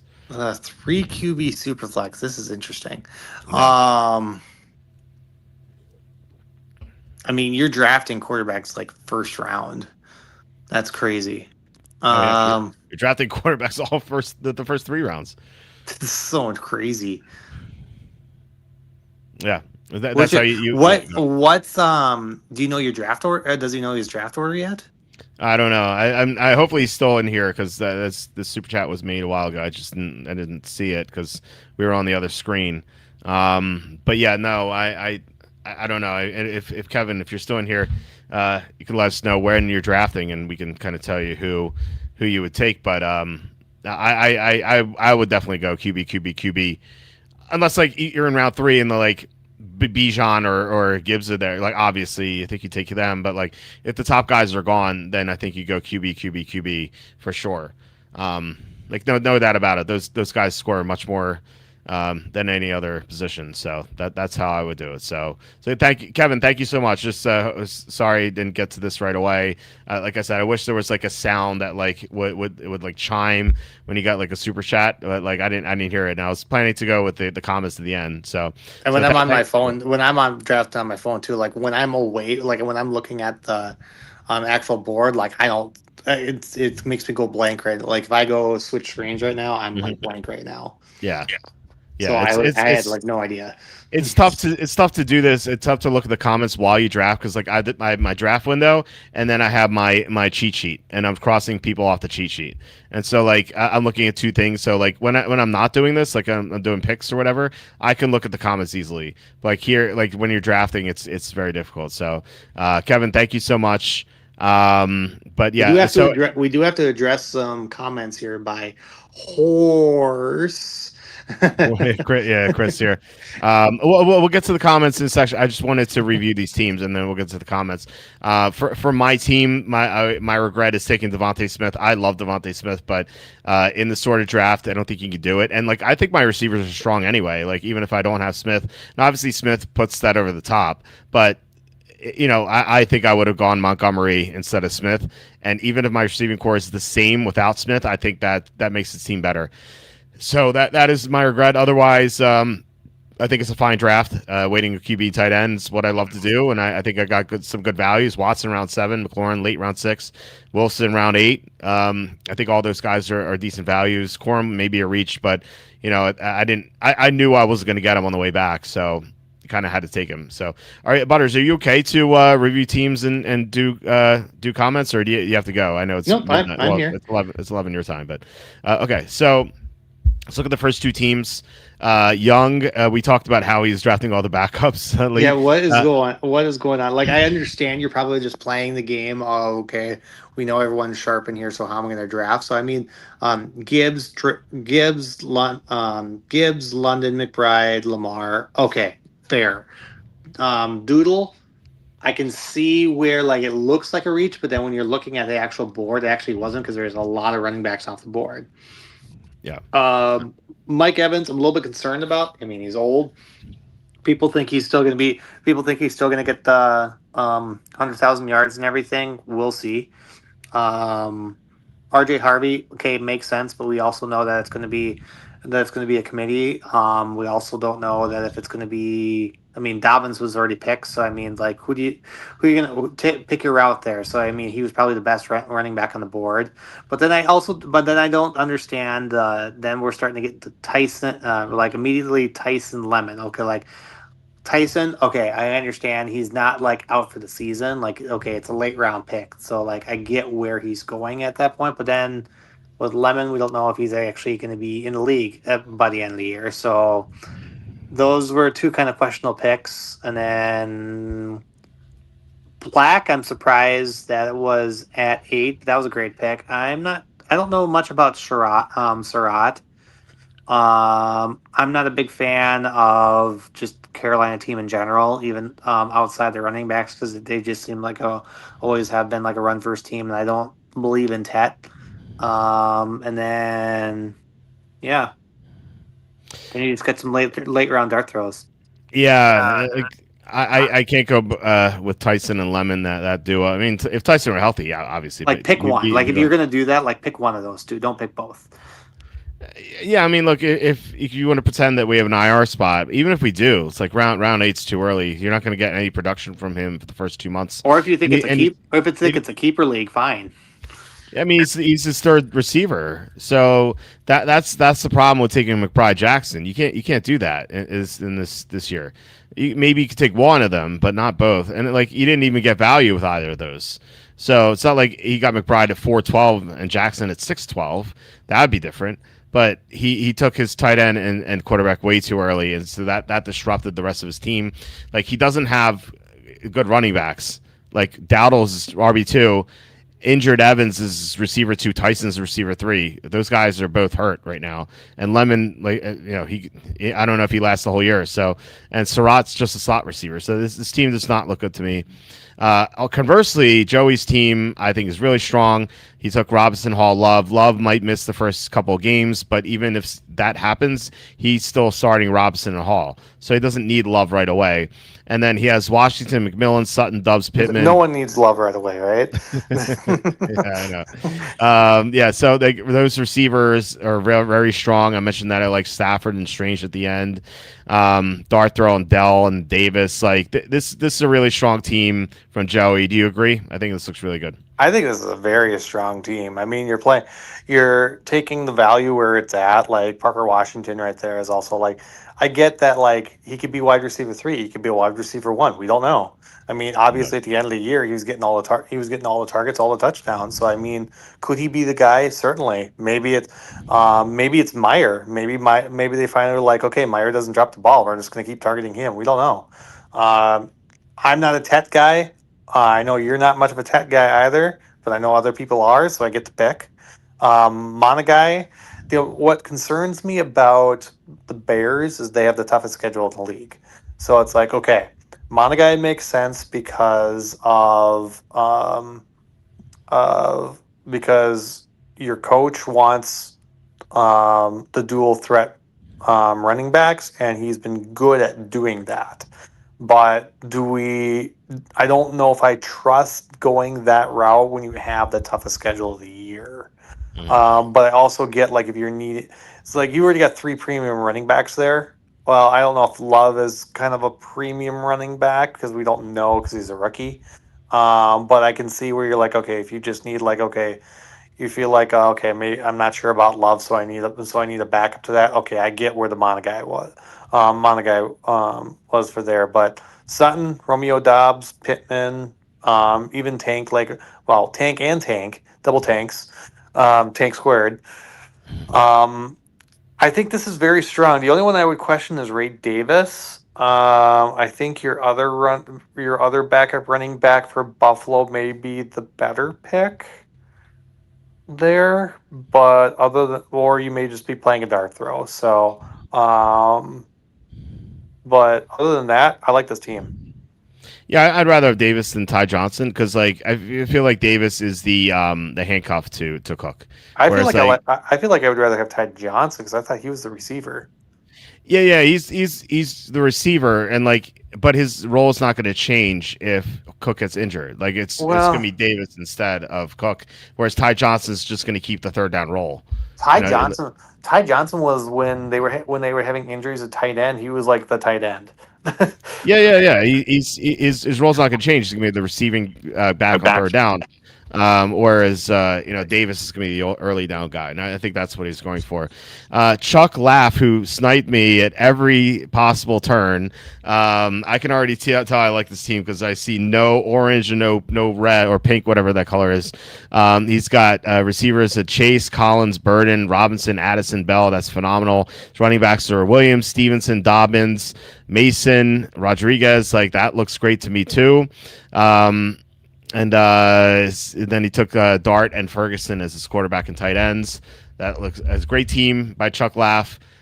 He sabotaged my draft. So great job, Chuck. Do you agree it's a good team?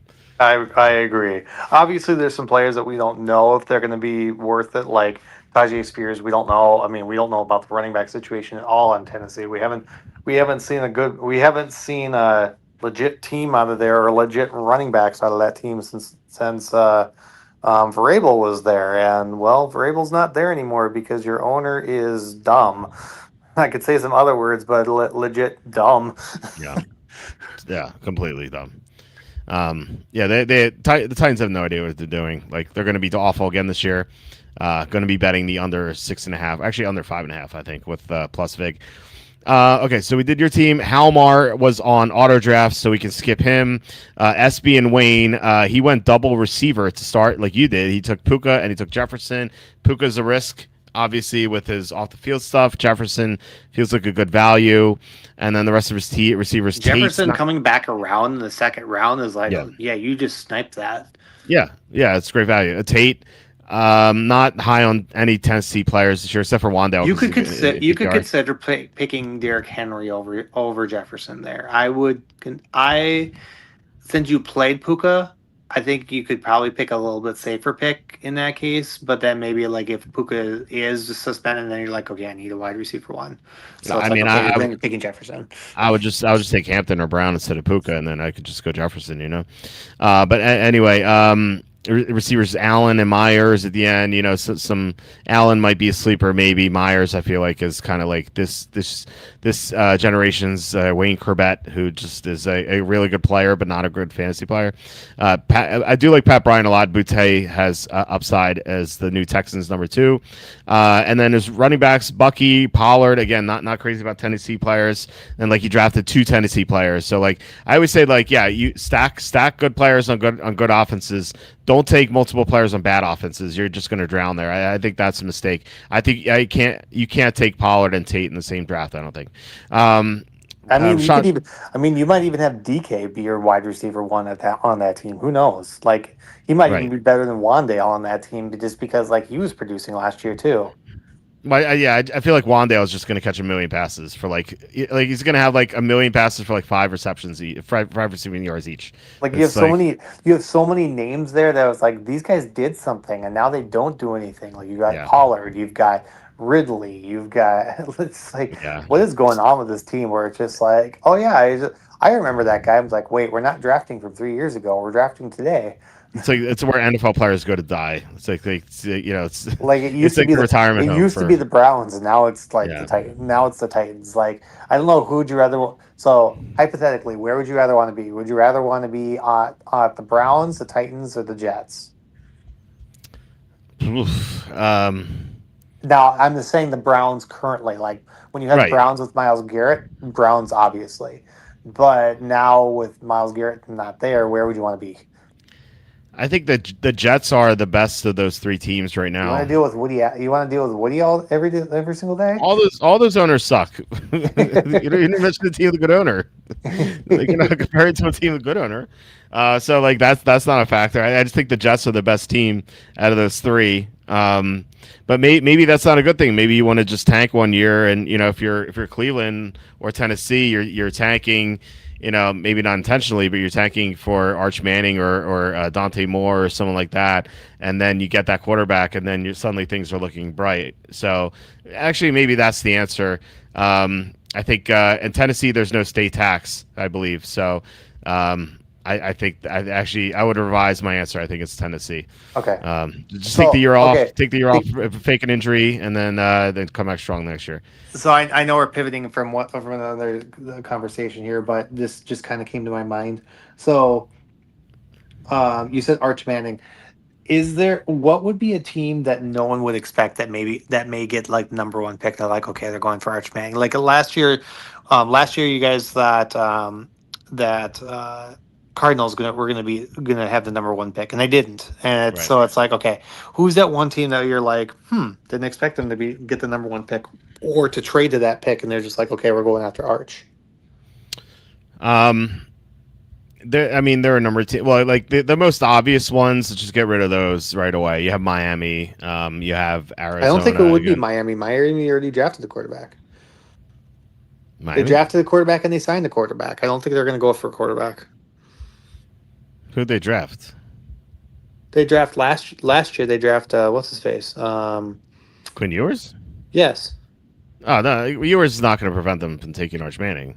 Okay. And Malik Willis is not going to prevent them either. I mean, look, Arizona took Josh Rosen number 10 overall, and then they drafted Murray number 1 the next year.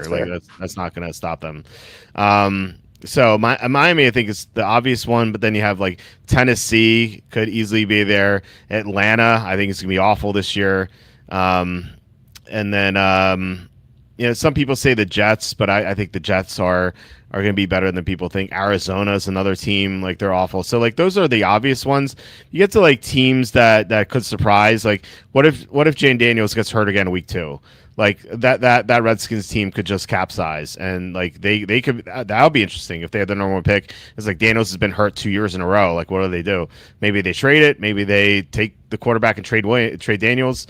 Like that could possibly happen. I don't think any team in the NFC North is that bad to do it. I think, like I said, Atlanta, I think is easily the worst team in the NFC South. The hard part about the NFC South is that they all play each other, and so they rack up wins. So it's hard to have like the worst pick, the worst record in that division. Like I said, Arizona for sure, Dolphins, Jets, and then you get to the AFC North. You have the Browns. I think quietly a team that could have the top pick is the Steelers. I think the Steelers are going to be bad this year. I have no faith in Mike McCarthy. And our Aaron Rodgers is going to be 43 this year. Like I think they beat Atlanta week 1, and I think they lose a bunch of games after that. So I think it could be the Steelers. I think the Colts, if Daniel Jones is not healthy, it could be the Colts. Like, like Riley Leonard's going to play. As a Rodgers fan, I kind of want him to get there because it's like of all the stuff that he said on the Pat McAfee show, and like all the stuff like during the COVID years where everyone was like down on him, and he's just like, all right, I'm just gonna come out here and scorch earth, and I don't Yeah. care. Like maybe he just has that 1 year resurgence where it's just like, okay, I'm finally getting my riding the horse into the sunset sort of thing, and it's like I'm doing that on top sort of thing. Like Yeah. maybe that would be like the same thing as McCarthy too, but it's like ever since McCarthy has taken over a team, like they don't get to the Super Bowl, so they don't even really get to the playoffs either. So it's like that team is. It's obvious that it's very obvious that that team's not going to be very good. But it would be fun. It would actually be fun to see them be that one team. There's always like one team every year that's just like a Yeah. surprise. That would be like the fun just to see them get back to the playoffs and everything. It's like, okay, like, let's give them the ride to the sunset, and let's give them shut ESPN's mouth and everything sort of thing. Yeah. Well, I mean, they were in the playoffs. I feel like that was last year. They were in the playoffs. Like they had that big win in Detroit, and they had that big win against Baltimore week 18, and they shocked everyone by getting to the playoffs. I feel like that was Rodgers' last run. Like here, he's kind of like already retired, sort of. He's 43. Like, how much longer can he go? And the rest of True. the team's not good anyway. They He lost could their just best. he They could lost their also best just guard in Somalo. Like the defense doesn't have Tomlin, by the way. Like that defense is not going to be as good. So I don't like the Steelers team at all. I think they they're going still to have suck. Arthur Smith. No, he's that billionaire coordinator is. He could have bought the team, by the way, but he's not there anymore. No, I think they're gonna be bad. So anyway, let's get to the rest of these teams. We were talking about SB and Wayne. With the double receiver to start, that kind of put pressure on his running backs, and the running backs don't look very deep. Again, he took 2 Tennessee players, which you can't really do, and then the rest of the team's all right. So I think actually. Any other thoughts on this? I think he took Warren too early as well, I think especially where Loveland went. I think I would have picked Swift over Bucky, to be completely honest, because we don't know, because Bucky just doesn't seem healthy. Oh, I think Um, he's healthy right now. He looked really good in the preseason. okay, I don't know. I think I would rather want Swift over Bucky. That's just the opinion. But then I Yeah. feel like if you're forced to pick Pollard, you're just like, ah, crap. You got yourself forced into a Yeah. rut. Like you probably did. You probably didn't need to pick Warren there. I think Warren was probably your reach. You probably could have. You probably should have picked like where you were at there. Like you could have gone. You could have gone Stevenson. Yeah. You could have gone Rico. You could have gone Blake. You could have gotten Dobbins. Like you could have got another one. You could have got another running back there instead of forcing yourself into getting Pollard. So I think Yeah. Warren Yeah. was probably your downfall. Yeah. I kind of do wonder if he wanted Tootin or Price, and they both went. And he's like, oh crap. Maybe that was the case. I don't know. Yep. Anyway, we have Slew at pick 8. He went 3 running backs in the first 4 rounds. Looks great. He took Hampton, Swift, and Price. That's phenomenal. And then Krosky Merritt a little bit later. His receivers look good too. Lamb, Higgins round 5 is much different than Higgins round 3, which is where he's going. So yeah, Higgins round 5 is crazy. Yeah, great value, especially with Chase getting hurt today. Like I thought Higgins would go around 2 based on that injury. I know it wasn't a torn ACL or anything, but still, Doomsday 605, solid value there. Not crazy about Shaheed, but maybe he reverts to his Saints self. Tucker, receiver 1, round 11. That's terrific. Jennings and then Thornton. Maybe that's that Thornton is a meme pick because he was so touted here, and he took Ingold there as a meme pick too. I like the meme picks here at the end by Slew. Very, very good there. And then Burrow, great value round 8. Like I was looking at Burrow coming around to 8-10. I was like, I'm taking him here. I want to wait on quarterback, but Burrow round 8 is such a steal. And I like that he paired him with Higgins, which is even better. And he took Pitts round 9. I'm not big on Pitts, but like round 9 is okay for him. So what are your thoughts on Slew? No, I think he drafted very well. He took the value when he did. He took the best pick. He always takes the best picks on the board. Yeah.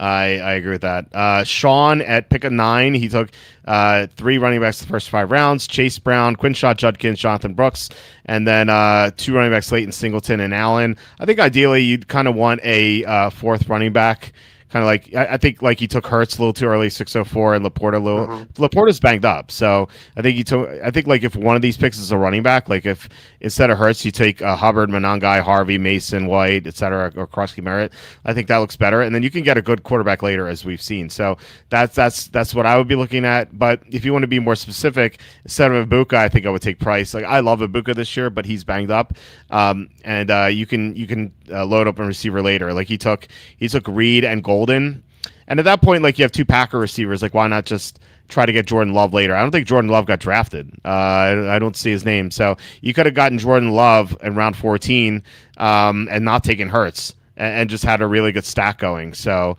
that's kind of how I would approach that. I do love Boston and Branch. So I'm like, I'm not in love with this team, but I think it's a solid team. What do you think about this one?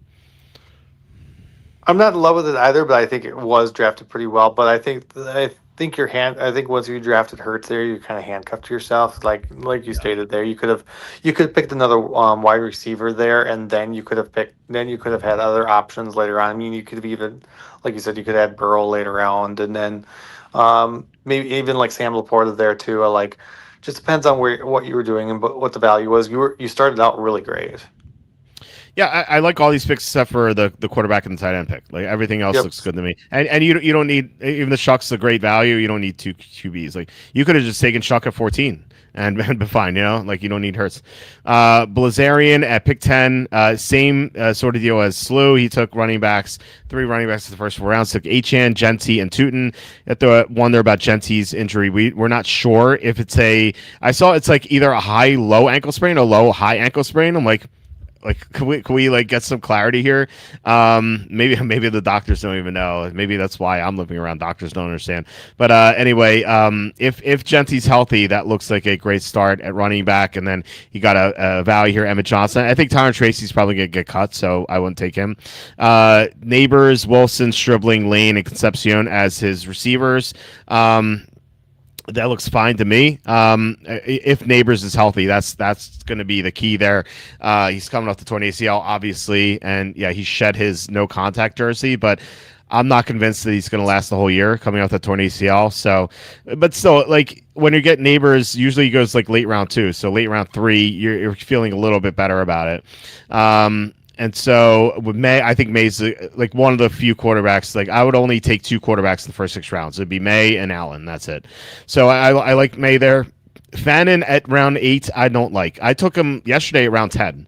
So you can get Fannin later. I do love Fannin. I think he could have a huge year, but he's someone you can't really take round 8. I think there you probably should have drafted another running back, maybe Gainwell or Coleman, maybe Aaron Jones, and had more depth because you could take a tight end later. Like maybe you could have gotten Fannin in round 9, round 10. You could have gotten Gainwell right there. You could have gotten even Tyler Algier. Yeah, or you could have taken Washington at 710 and then Stribling at 803. That's he couldn't have picked. Oh, I see what you're saying there. No, you wouldn't have been able to get Washington there. At 803, that's two picks later. What do you mean? No, Washington went 801 though. I'm saying you could take Mike. You could have taken Mike Washington 710. That's if I see what you're saying. But if I misspoke, I'm sorry. So yeah, what I mean was you could take Mike Washington 710 and then take a Stribling 803. Probably. I think he got kind of forced into Stribling there because he was like, okay, I got two wide receivers there. I need a third wide receiver, and he probably picked the best one. He picked the best one on the board, which was for sure Stribling there. Well, I mean, like he was picking only 4 spots after that, so I feel like you don't need to be. It's not like he took 2 receivers there because I think he was worried that MVP was going to take Stribling because he had Waddle and Jameson. Maybe. But then again, like then you get Jane Reed or something. I don't know. Like it's not like Stribling's like a must-have in round 7. I like Stribling a lot, but like round 7's kind of that has to be the earliest you could possibly go. It kind of feels like last year with the Emeka Ibuka, where like again best ball drafts, I was taking Ibuka all day in round 10 or round 9 in July, and then his stock rose to like round 4 by the end of it. That's what this feels like. And I'm like round 4, I was still like sometimes taking him because I liked him a lot, but I'm like, I already have a bunch of him, so I don't need him. That kind of feels to me with Stribling. I have 25% Stribling exposure in best ball because of my round 13 Stribling picks. So like I see him go round 7. I'm like, I don't need to take him there. I already have him. So that's what it feels like to me. So I think there's more than a 50-50 chance he would have gotten Stribling at 803. That's my point. So yeah. So anyway, except for the Fannin pick, I like this team. What do you think? What do you think about it? Except for the Fannin pick, I like Fannin because like me too. I like Fannin because they've been using him as like a fullback at the goal line. Like he's actually got like rushing yards because he did have a rushing touchdown last year, but they've also been just like utilizing him as like their own version of a tush push. Oh yeah, no, I love Fannin too. I'm just saying I got him around 10 yesterday, so like I feel like you could have taken him a little bit later. I mean, even with Fannin, you still got Jacoby Lane, and you still got Jacoby Lane right afterwards. So I mean, like you got a lot of good value picks in there too. So yeah, it's a good team. Kid No Name took two of our riskiest picks in Taylor and McCaffrey. But McCaffrey round 2 is much different than McCaffrey mid round 1. So you have to. If I ever saw McCaffrey in best ball in round 2, I would probably take him because I have zero exposure to McCaffrey, and I'd be like, okay, this is my one McCaffrey draft. I can't take him mid round 1, but like for value, I guess you can't pass up on that, and maybe he's gonna be fine. We'll see. And then Jacobs, like the full risky low floor high upside guys to start his draft. Like this could either be great or it could really backfire. And then he took Pickens at 402 is fine. Like Pickens usually going like 210. That's way too early. 402 is fine. Then Rashee Rice, like same thing. He's usually going like 211. He goes 511. That's a lot different. Adams 602. Usually you're going like late round 4, early round 5. 602 is a lot better. So it feels like this is like value city for Kid No Name, where like it could really work out. Like if these guys don't like avoid their floor, this could be a league winning team.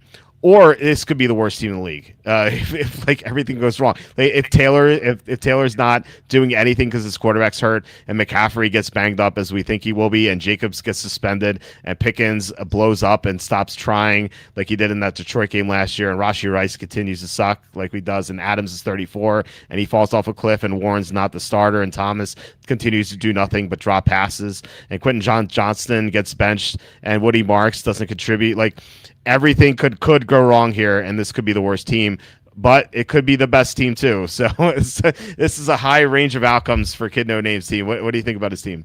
Okay, this is the scenario. I have a best ball that has this. His draft reminds me of one of my best balls. I think about a couple weeks ago. So I had the 10th pick, and this is how my first. I should say my first 6 picks went. First pick at the 10th round, James Cook. Came back around to me. Came back around second round, Hampton. Third round, Scatterbo. Fourth round, Jacobs. I'm just like, I don't care. I'm just picking the value. Like, I just like, I'm just either this is going to be amazing and I just screw everyone else out on all this value, or it just blows up in my face.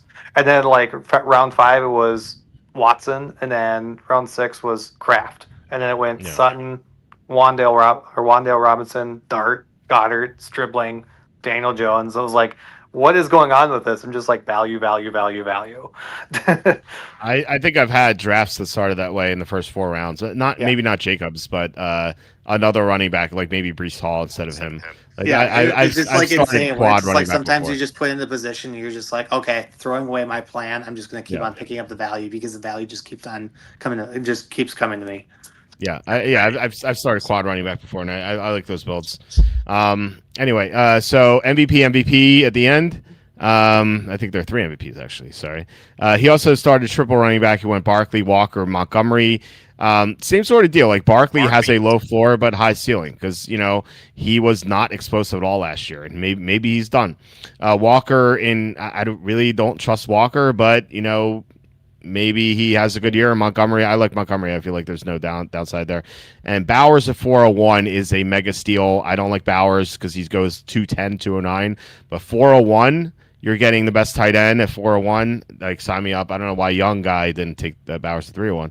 Anyway, you can't like Waddle is your receiver one, but 5'12", it's definitely better than 3'12", which is where he's usually going.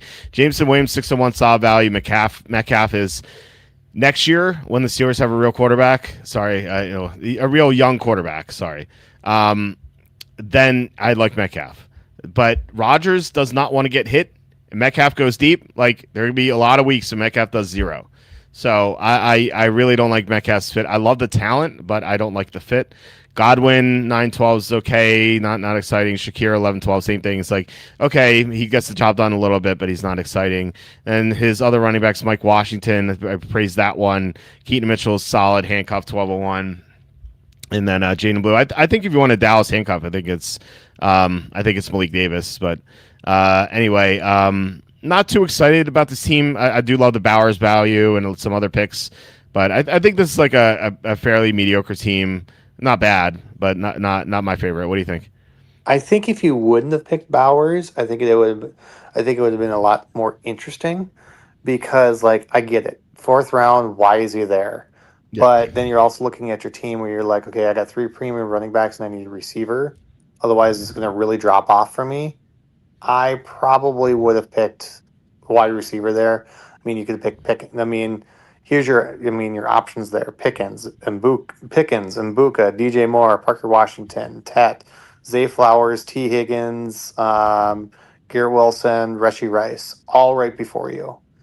Are all available instead of Brock Bowers. I probably would have picked at least one wide receiver there. I get with Montgomery there, like okay, maybe you're kind of on the same feeling that we are about like Kenneth Walker. You know, it's like okay, maybe if Kenneth Walker doesn't work out, then I guess we got Montgomery sort of thing, or however you want to play with the running backs. But I think even with Brock Bowers being in the 4th round there, I think you still abandon it and still get your wide receivers, knowing that that drop off is going to come real fast.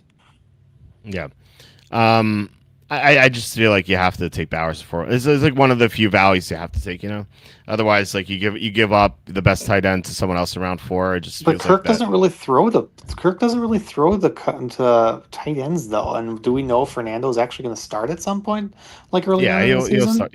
Yeah, he's going to start at some point. Yeah, I think he probably. If I had to guess, I'd say I don't know the bye week, but I'd say like week 7. I think that's a good time. Maybe week 8, something like that. I know they have week 13 bye, right? So probably week 7 around week 8. That's my guess. So other than Bowers and Waddle, I don't really have a problem with this team. Yeah, Waddle's my only major gripe there, but yeah. I'm gonna judge every team that drafts Waddle, by the way. So I. Yeah, that's you have to because that's your that's the nickname you nail in the coffin. Don't care. Yeah, like I said, I will be going player of the year. Don't care. Still nail in the coffin. Still famous. Yeah. So anyway, we'll go chronologically in these comments. I did see these. Like Joey said, what are the top 3 teams in the draft? I would say Joey's team, Chuck Laugh's team, and Slew's team are my 3 favorite. And like an asterisk for Kid No Name because he could have the best team or the worst team, just based on how he drafted. So like that could end up being the best team. So those would be my 3 picks. Anything stand out to you as the top 3 or maybe top whatever picks here in this draft? Let's see here. I gotta look at these here again. Well, you can look. I'll start answering some comments. You can tell me when you're ready to answer that. So. Let's see. Sean says had a rough day. Doing this gets things off my mind. Well, glad to help. Sorry to hear about your bad day, but glad we could help here. And we're gonna have drafts next week as well. Tomorrow, no draft tomorrow because we're gonna finish our win totals that we should have done 2 weeks ago, but we had scheduling conflicts, so we couldn't. Libertarian watch this. Can't wait to the read, Walt. Congrats. Yeah, for those of you who did not see, real quickly, I published my most recent book, You're the Bad Beat, where I talked about all the bad beats we had in the NFL and other sports this past year, and I actually kept track of how much money I lost in all those, and it's a staggering amount. I'll just say that. So you can pick that out on Amazon. It'll be delivered by Saturday or Sunday because it just got published, so they're not ready to send it overnight yet, but it'll get there by the end of the weekend. Okay, did you find top 3 teams that you liked? I like Slews a lot. Like Kid No Names. Chuck's was very good, and then also Joey's. Mm. Okay. Kid No Name said Jamar Chase is fine. He said, yeah, I mean, players always say they're fine, and then they miss like 2 weeks. Like that's the thing with them. I think he's probably fine too, but you just don't know. There's like so much uncertainty right now, you know. Kenny says, "Can you please rate my team? Herbert, James Cook, Brown, McConkey, Devontae Smith, Devontae Adams, Wanda Robinson, Tyler Warren, benches Boston Corn. That looks great to me. It's about 12 team. That looks really good. I have no issues. Plus you stacked Herbert with McConkey. That's a bonus. So that's good. Any thoughts on that? I'm not sure about McConkey, but I guess like it wasn't disclosed that like he was playing on like some sort of injury or something last year too. That was never disclosed. Yeah, McConkey he was hurt in the preseason or training camp. Yeah. Mm-hmm. So yeah. Gail Malone says just traded JSN and $20 in Fab for Jamar. Did I win the trade? If you could afford it, I'd say yeah. But I mean, it's JSN and Jamar aren't that far off. Like even though I'm a little bit down on JSN, but yeah, they're not that far off. Let's see. Operating out of fear. Why even play fantasy football? These players are going to get hurt. Well, it's a pessimistic way. It's like why drive to the grocery store? I could get in a car accident.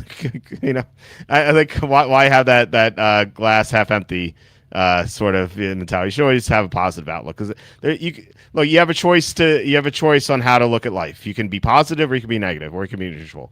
Why not? Sorry to say, but you kind of sound like you're still living in COVID. Oh my gosh, you can't walk outside your door. That's true. Oh yeah. Look, it's your life's gonna be better if you view things positively. It just is. So I think I that's how I would approach it. Doing another mock draft tomorrow. So like I said, it usually like next week we're gonna do all mock drafts. Next week there's no games, so Monday through Thursday we're gonna do mock drafts. I think I have a draft Friday though. I'm not sure, but so I won't be able to do that then. But yeah, all next week. But yeah, tomorrow, like I said, we have to finish our win totals, which is unfinished, and so kind of have to know who to bet because it's crunch time with our win totals here. So no draft tomorrow, but next week all drafts. So some idiot dropped Parker Washington, a family league I'm in, never scooped up some. Wow, damn, that's I wish I was in that league. That'd be great. Getting Parker Washington for free, that's great. Last one of the week says CMC, kid no name who drafted CMC is so scary. He could be the number one overall player. I got him around. So yeah, he could be the number one player. He could also be like the number 80 player. Yeah, that's kind of where like I was between like even with JSN. Like I picked JSN because I never draft in the 5 spot because like I haven't drafted him at all. So I wanted to see what happened. But kind of looking back at it, is like I probably just would have just picked CMC in this case just to have a running back know that there's a risk, but that's like, okay, well, if I'm handcuffed over that risk, at least I've got points at the beginning of the year or until he gets hurt. Yeah. Holy reach, Walt. Which one? which reach? I feel like I reached a couple times. Walt ever gets nut? Always gets nut. Yes, because so many people just draft. Yeah. Can you imagine like being? I said this to Joe last night. Like imagine being in a league where you show up and like half of your league has your rankings printed out. You know, like feels like I'm always handicapped in those leagues. Like, I think it's a miracle that I won my big money league 4 times in the past 15 years. Because like I like we don't do live drafts anymore, but I would show up when we did live drafts. I show up like guy on my right had my rankings, guy on the left had my rankings. Like I'm not getting anyone I want. You know, like and like someone once asked me like, oh, do you ever post fake rankings on your site so you get an advantage? I'm like. I do this professionally. It's not like a hobby, you know. Like I'm not like gonna risk my livelihood just on a fantasy draft. This isn't satire. Satire can only get you so far. Yeah, seriously. Okay. Walter, when will the annual fully nude mock draft? Any chance Jacob's returning for that? Well, Jacob can't come on our show anymore because he has a contract with USA Today. So it's unfortunate. I always loved having Jacob on. So until he stops working there, and I'm not wishing for him to stop working there. I hope he has a great career there. He can't come on because he's contractually unable to do so. So unfortunately, Horst, you're not going to be able to see Jacob in our nude mock draft. Well, at the first comment too about the annual fully nude mock draft. Yeah. This goes back to your comment about when we started, when you're just like, yes, I know this is the same shirt as yesterday. It's like, no, you just have like 7 shirts. It's like wearing a pair of underwear. I mean, they might be the same color, but they're just like multiple ones of the same color. You'll never know. I'm like a cartoon character. It's the same outfit. Actually do have. I actually honestly do have 2 August's Gluttony Month T-shirts because I got one for my father-in-law as a present. But he liked the Lust Month better, so he took my Lust Month, and then I ordered another Lust Month. So I have two Gluttony Month T-shirts.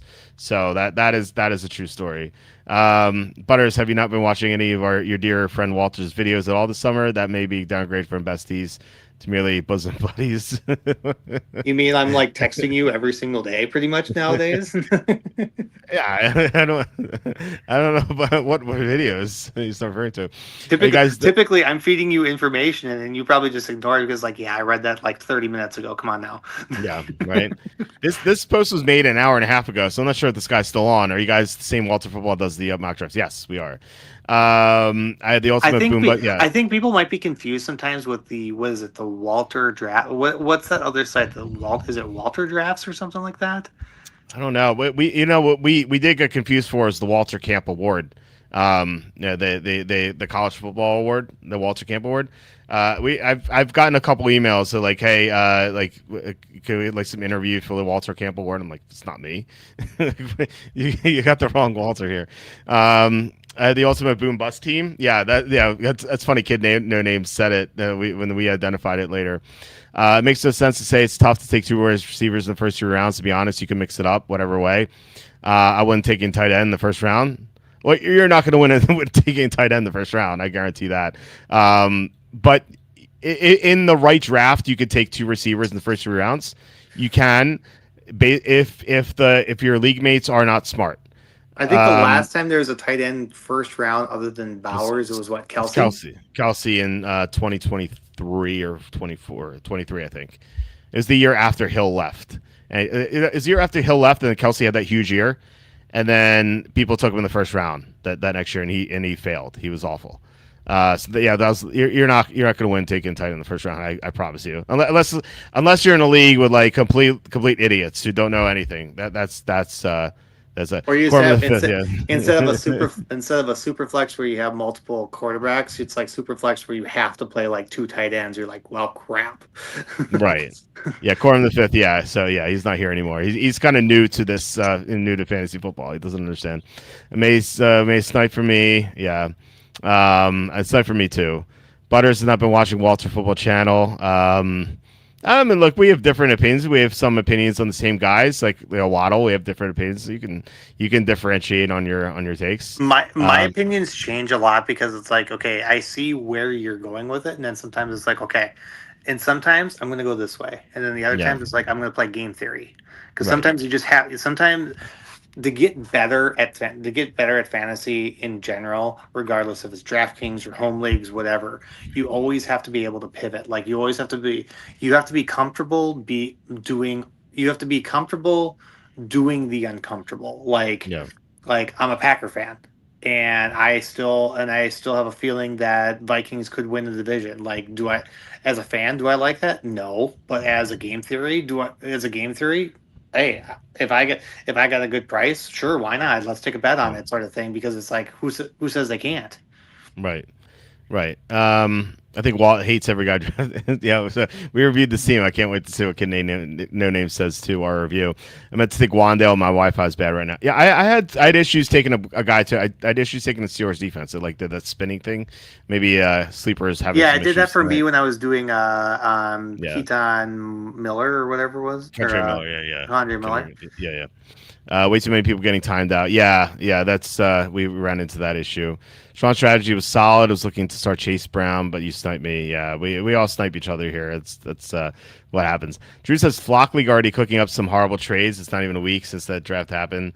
Olave for ATM. That's terrible. Wandale on a waiver fab for Jefferson and Jefferson for Walker and Brian Robinson. Yeah, I don't know if that's Flock League. It's like all the dumbest fantasy people like out there. Doesn't seem like a good thing to watch.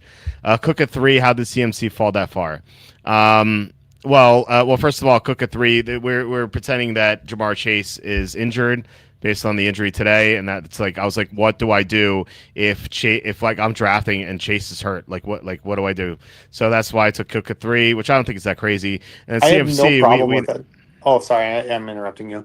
and then CMC, we know his deal. Like he's such a big injury risk. You can't really take him in the first round. So yeah, go ahead.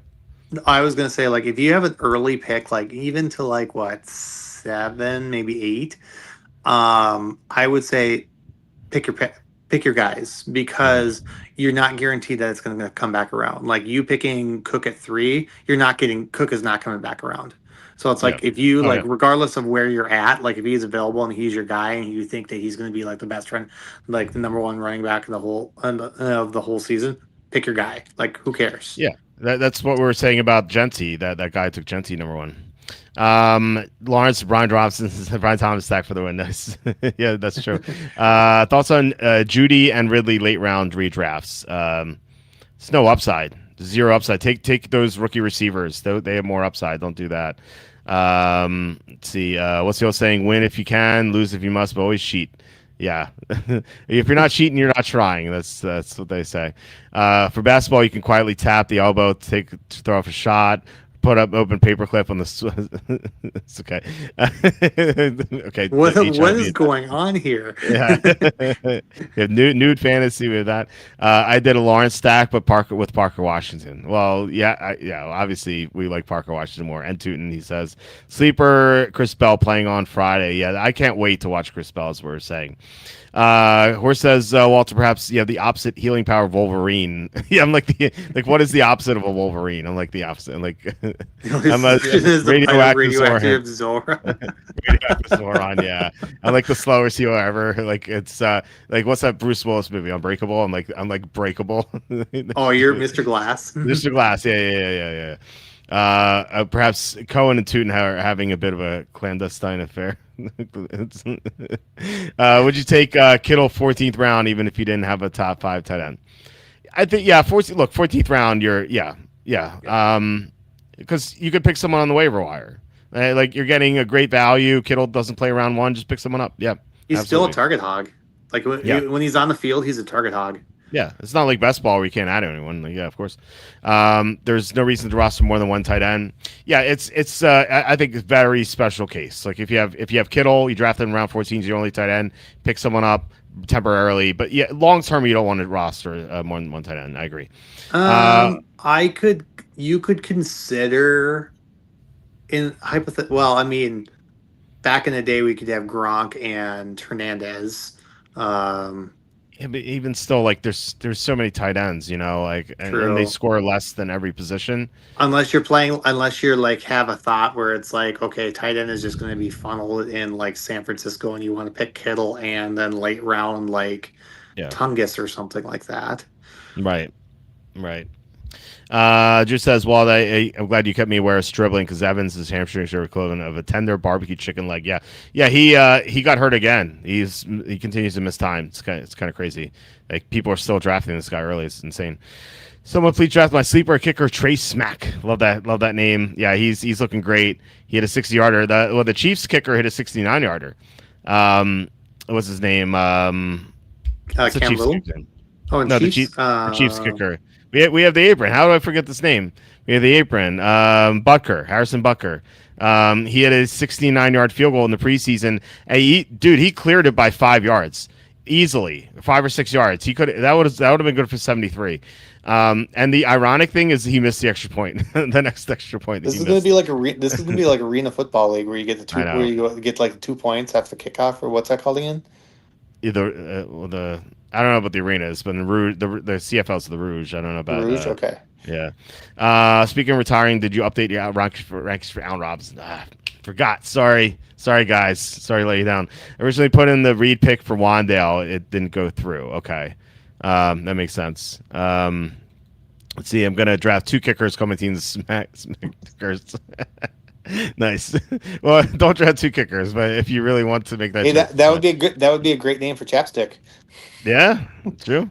Would you start Parker Washington or Tootin week 1 against the Browns? I mean, I have Tootin higher in my rankings, so I guess Tootin. I mean, like, hopefully you're not in a position where you could start both of them. Like, that should be a blowout. Yeah, well, it's so close. I would say if it's standard, I would say Tootin. If it's PPR, I'd say Washington. That's yeah. That's how I think I would handle it.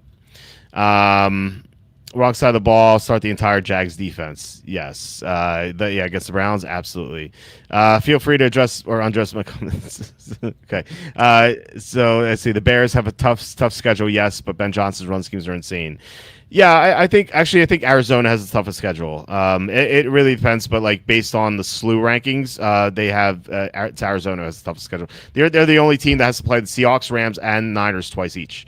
So that's pretty brutal to be in that division. Walter, do you believe another NFL team will relocate to Chicago after the Bears move 15 minutes away? Yeah. That'd be funny if like they get another team or expansion team. It's like they're still right there. The Packers should just make another. Packers should just make another one. It'd be like Packers East and Packers West.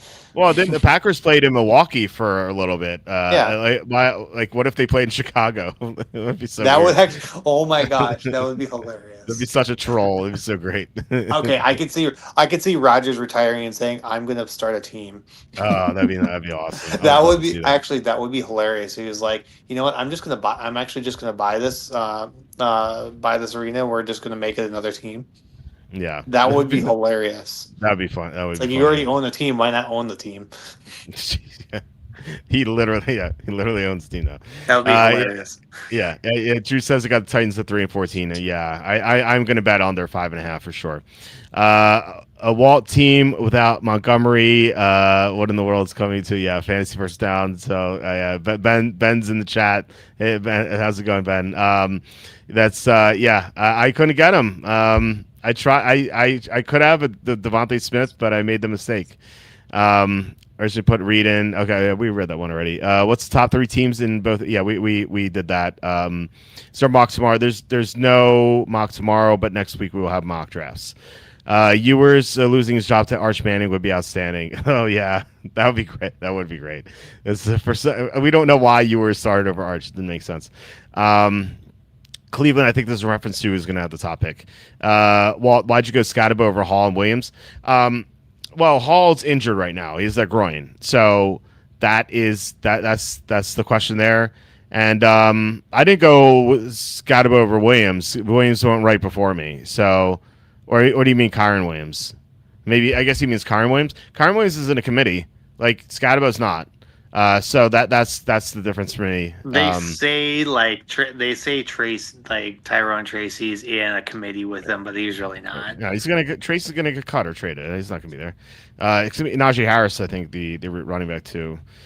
I think secretly Steelers fans are hoping they tank. Yeah, I think I would want them to tank if I were a Steelers fan. 10-man, Burrow, Hampton, Love, Buka, Neighbors, Fannin, Montgomery, Amuka, Downs. Sounds good to me. I've no issues with this. I mean, most 10-man teams look good, but those are all good players. No concerns. I mean, Love might be out, so I don't know who your running backup is, but I assume you have a good backup in a 10 team. Well, he's got Montgomery, so. Oh, Montgomery. Sorry, I missed Montgomery. Sure. Yeah, that's good. Colts are possible. Yeah. We talked about that as well. Vikings could possibly too. But maybe they're having really regrets about McCarthy. They could package. Maybe they could package and say, "Hey, I'll give you McCarthy, and then I can get the number one pick." I could see them doing that too, trying to fleece someone. The other team had to be brain dead. I feel like to take on McCarthy. I feel like, but then again, the Dolphins Titans would do it immediately. No. The Dolphins gave up a 2nd-round pick for Josh Rosen, so anything's possible. How many times did Sean posted this? I mean, he must have internet issues. He kept sending this. Let's see. I took Fan around 9 in my latest draft. He's sometimes going around 9, around 10.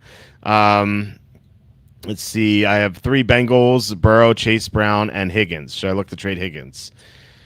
Well, if you want to try to convince some of your league mates that Jamar Chase is out, and Higgins is going to be a great receiver 1, yeah, maybe you can fool someone into that. But otherwise, I mean, like I said, like you should not take multiple players from bad offense. But if you have two skilled players and a quarterback from a great offense, then you can absolutely do that. Like I don't think you need to trade. But if you want to try to trade Higgins for value, that's maybe what I would do. Yeah, is that go? Yeah, get Gesicki too. Oof. Yeah, I like that. For a hot minute, he was relevant. Yeah, yeah, that's true. Would you say Stribling can go as early as eighth round? It would be. I don't know if it'd be a good pick. I think it'd be a fine pick. I would not criticize it. I'm just saying that, like, I'm just so used to getting Stribling in round 13.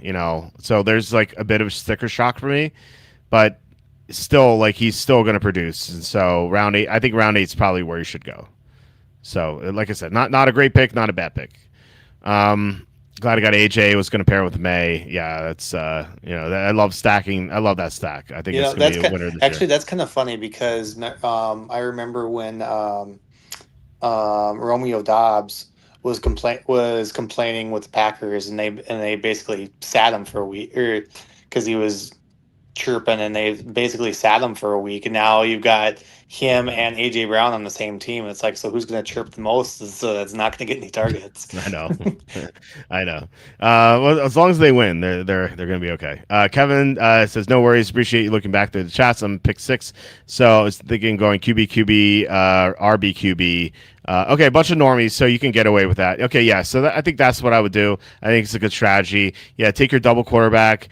Hope for maybe not getting Bijan or Gibbs in round 3, but maybe you're getting like Chase Brown, maybe you're getting Achane, something like that, and then your third QB. I think that's where you're looking at. I think that's the right way to go about it. Unless you you could probably, if you have a late pick, you could probably do like Gibbs quarterback and then quarterback third round or something like that. Yeah. And it's $2 super chat as well. Thank you so much, Kevin, once again. Cheers. Still got research ahead. Good luck this year. Good luck to you too. Thank you so much, Kevin. As always, I really appreciate the support. Joey says last year I had Bijan and Jason on the same team. That's sick. That's a good job with that. I assume you won your league. Anyone looking for a league? Yeah, if anyone looking for a league, contact Scott White here in the chat. Henny Auto says, in Dynasty, would you make the trade? I have Achane and Debo for Puka, Godwin, and 2027 first round pick, which, keep in mind, the 2027 NFL draft is going to be loaded. You have Jeremiah Smith, obviously, and a bunch of other great prospects coming out. The quarterbacks, there are going to be a couple good running backs first round. Lots of great receivers in the first round.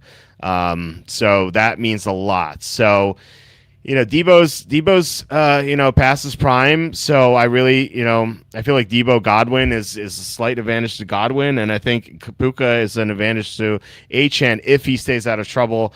But you're getting the pick as well. I would take the Puka Godwin first round pick for sure. Yeah, in Dynasty, I would agree with that. Yeah. You're going to get a great pick in that 2027 class. Everyone says only have like 5 guys. That's for age bait. Yeah, it's so people don't know what they're talking about. I have Gibbs also in my RB1 in Dynasty. Achane is the 2. Okay. Well, yeah, if you have Gibbs, you can definitely afford to trade Achane. I'll take Cook at 3 anyway. Yeah, exactly. Like, what's the problem with Cook at 3? In my Dynasty League, I got offered DK 107, 108, 228 firsts, and 228 seconds for AJ Brown. That's a lot for AJ Brown. I love AJ Brown this year, though. That's a lot of picks, but it's kind of like it's the Family Guy meme. It's like, oh, these picks could be anything. They could even be AJ Brown. So I think I'd rather have AJ Brown. I mean, I love 107, 108 next year, but like here's how I would go about it. If you think you can win this year, I'd rather have AJ. But if you're looking at your roster, like this team's not that good, maybe I'm gonna finish 6th, 5th, maybe. Then I would do it. So it really depends on how you view your team. Sal actually took Evans round 5. Of course he did. Of course he did. Sounds good. Washington's my flex over Tune. Okay, yeah. I think that's how you should do it. I don't think Tracy's getting cut, but I think he'll get relegated to Justice Hill duties. Well, I don't think they're going to keep both Tracy and Singletary. Like I feel like they're going to get rid of one of those guys, and I think Singletary is someone they trust more. So that's why I was saying that they're going to get rid of a trade or cut Tracy. I've actually been drafting Justice Hill every once in a while in best ball because like when they're not, I mean, he's getting passes too, and he's getting touchdowns. Mm-hmm. Yeah. I trust him more as a fullback than who's behind Henry. I'm never in a position to draft Justice Hill because I always take 5 running backs in the first 8 rounds in best ball, and then I don't draft a running back after that. It's just all receivers and tight ends and my backup quarterback like in the late rounds. So I don't understand why the Vikings haven't traded Mac Jones yet. Traded for Mac Jones yet.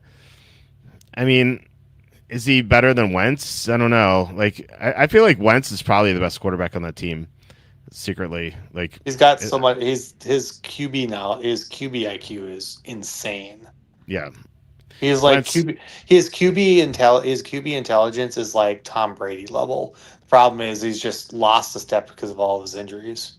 Yeah, it really is a shame. He was so good with the Eagles in 2017, and also 2019. He took that team kicking and screaming to the playoffs. That team sucked. And he got them into the playoffs like on his own. Like it was remarkable. And then he got concussed by Jadeveon Clowney, who's never the same. But I think he's better than Murray right now, and he's certainly better than McCarthy. There's no question about that. I forgot to respond each comment. My bad. Yeah. I was like so many comments there. I drafted Bowers and McBride. Oof. Wow. It's not so value. There goes your flex. so like this is interesting. So like if you're like in a league where everyone hates tight ends and you get to like if you're drafting 412 and 501 and Bowers and McBride are both there, then that becomes interesting to me because like then you can that's a situation where you want your tight end in a flex because you're going to get like 15 plus points from that player. But if it's second and third, like you're not getting good value. Like it's I really don't like it at all. Frustrated duck. Are you quacky? Maybe. Quacky did say he's not good at fantasy, so I don't know. So I don't think Quacky plays fantasy. I think he's done it like once and didn't like it. Horse says, well, it's Stephen Wright says that first you don't succeed, then skydiving isn't for you. Oh man, that's true. Okay, so love Jeremiah Smith, Arch Manning, Leonard Moore. Yeah, Leonard Moore is a stud too. Skydiving could be a punishment it could be a fantasy football punishment. Mm-hmm. Yeah, I would never do that. Julio Moore is the best cornerback prospect. Yeah, this draft's so insane. Yeah, it's gonna be great. Kind of nice. Harbaugh got Najee for Harbaugh, and then after Harbaugh left, Harbaugh picked up Keith Mitchell. Yeah, a lot of incestual stuff there. All I know, Harbaugh and the Giants GM have been trading, getting players cut. Zidu is awful. Just got traded for a 7th today. Tracy's getting traded. Yeah, I think Tracy's getting traded probably. In redraft, would you rather have Javonte Williams / Pickens or Achane / Adams? I mean, Adams is 34. So although he's been looking great in camp, I don't know how real that is. I'm warming up to Miami's offense a little bit, but then again, I saw a report today that they were awful in camp today. Williams and Pickens have the same team, which is like not ideal, but they have a great offense. So it's so close. I'd probably just go. I'd probably go full stack Williams and Pickens, and then I get Prescott. I go the opposite. I think you have a higher ceiling with Achane than Adams, just because, like, if you're considering if you're valuing touchdowns more than Achane Devontae Adams. I think you're right. They have the higher ceiling, but it's also the lower floor because like Miami could just be like, we're tanking at the end. Achane, you're not running that much at the end, and that's the fantasy playoffs. Or Adams, you're 34. You're not doing much in the second half of the year. And we don't know if Malik Willis is actually would hurt Achane, not because of the fact of their offensive line sucks, but just the fact that he's more of like an option runner, or if they do go like full option, like how much are you going to get with Achan? Yeah. I don't. It's a new offense, so I don't know. The one where you don't have players on the same team. Yeah. That's a good way to do it. Imagine if the Vikings got Arch. Yeah, Kevin O'Connell with Arch. That That seems was great. going to be when I asked that question to you, like other dark horses, like Vikings came to mind. Yeah, Michael Penis didn't even have to try to win the starting job. Yeah, I mean, yeah, it was that bad. I have Achan's side was offered the other side. Okay, I think it's an even trade. You're getting the other side as Butter said. You're getting more upside. You're also getting a lower floor. So it depends what your risk is. Kenny Sleeper QB is now the 31st best QB in football. Yeah. How do you feel about London? I mean, I love London as a player. The quarterback situation is terrifying, but he had Penix last year and he's still really good. But I mean, imagine if him it's with like a Tua, better quarterback. right, and which you're going to get eventually. But with Tua, if that is a big downgrade. Tua is a huge downgrade to London. So, but I don't think Tua's going to start that many games. So, just you keep that in mind too. Buttersball, I guess that's your Butterball. I don't know. Where is Kenny? Who will draft Kamara in the 4th round? Kenny's on another work trip. He will be back, I think, next week. He said he would be available Friday, but there are preseason games Friday. He gets back on Friday, so he's still traveling and doing work stuff, overseas. Jeremiah Smith's my favorite 2027 prospect. Yeah, I mean he's gonna be a stud. He's gonna be a 1st round pick, I think, in fantasy. Obviously, depending where he goes. If he's on a team with Tua as a starter, then no. But then if it's an average quarterback, I think he's gonna be like a late 1st round pick, early 2nd round pick next year. I think. How do you feel about the London games? Oh, you know how I feel about the London games, Chris. Come on, that Jags double dip. Yeah. Well, it depends who you're double living with. Yeah. Okay. Then the London games. Yeah. The Jaguars' 2nd game, that is the best home field advantage in sports. The 2nd London game, undefeated against the spread, the team that plays at home, quote unquote home, in London. Kenny too busy rooting for 10-7 Eagles this year. Yeah, well, it's probably where they're going to finish this year. So, all right, that is all the comments. So, thank you guys so much for tuning in and mock drafting with us and leaving these comments. Really appreciate it. Thanks especially to Kevin Kovac for the $10 and $2 super chats. Really appreciate it. That's going to 6x our revenue from YouTube, who don't pay us anything. Yeah, Smith on the Giants. Yeah, Smith with Mendoza would be sick. That would be awesome. That's what I want to see. All right, Butters, thank you so much for coming on the show. Do you have anything you want to say on the way out? Just like draft wise or anything, like whatever you want. Floor is yours. Well, when the comment that Drew stated was Kenny too busy rooting for the 10-7 Eagles this year. That reminded me of what was it, 2 years ago when I was like, oh, I'm not drafting Saquon. Like, I feel like with the trade and everything, it's just not going to work out. And then lo and behold, he's the offensive player of the year, and I'm putting my foot in my mouth sort of thing. It's like, I feel like people are drafting Saquon a little bit too late this year. And I'm kind of turning it around a little bit, where I think you made the comment you made the comment kind of in the past or something, where it's like, what are they going to do? What's their team going to do? Like, first option is like Devonta Smith. 2nd option is probably Goddard, and the 3rd option is just hand off. Yeah, hand off a run for Hurts. Yeah, that's what the Eagles' offense is. Fourth option is bench Hurts and put in Cole Payton. Yeah. It's Barkley's weird. I don't know what to make of him. Like, he could be like 80% of what he was in 2024, and that'd be awesome. But he was not good last year. Like, he was 35th out of 38 running backs in explosive runs. He just he didn't have the blocking, which is fair, but he also was not an explosive player. And he's getting old. He's I think he's 29 now, so he could be on the downside of his career. It could be like catching a falling knife. Or it could be a V-shaped recovery, to keep the stock theme. So I don't know. I really Barkley's one of those guys where I'm like, if he's great, wouldn't be surprised. If he falls off a cliff, wouldn't be surprised. I just don't know what to make of him. Okay. So I do have exposure to him in best ball. Unlike McCaffrey, I have 0 McCaffrey. I have 8% Barkley, 7%, something like that. So I mean, I could probably look up what that is exactly, but it's gonna be around that range. So I just don't know what to make of it. Last comments here. I can't believe Goodell scheduled the 2030 season opener in Antarctica. Well, 2031 will be on the far side of the moon, so that's going to be even worse. And thanks. And 2032 will be on the yeah, sun. Thanks. Right, on the sun. Yeah, that'd be insane. Yeah, the radiation would be crazy. So thanks guys for so much. So I do have one question for you, Walter. Though. Sure. Okay, who are your, let's say, like top 5 offensive lines, and then give a dark horse that's like, okay, maybe it's not a top 5 offensive line, but something that you could say, okay, maybe they can improve over time this season that might surprise teams, might surprise people this year. Top 5 offensive lines. Geez. So I have to like go team by team here. Because I think offensive line wins. It makes you Super Bowl contender.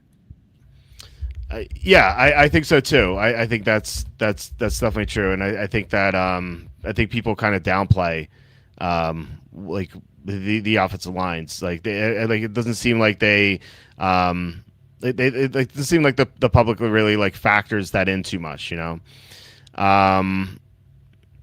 5 offensive lines. So I think.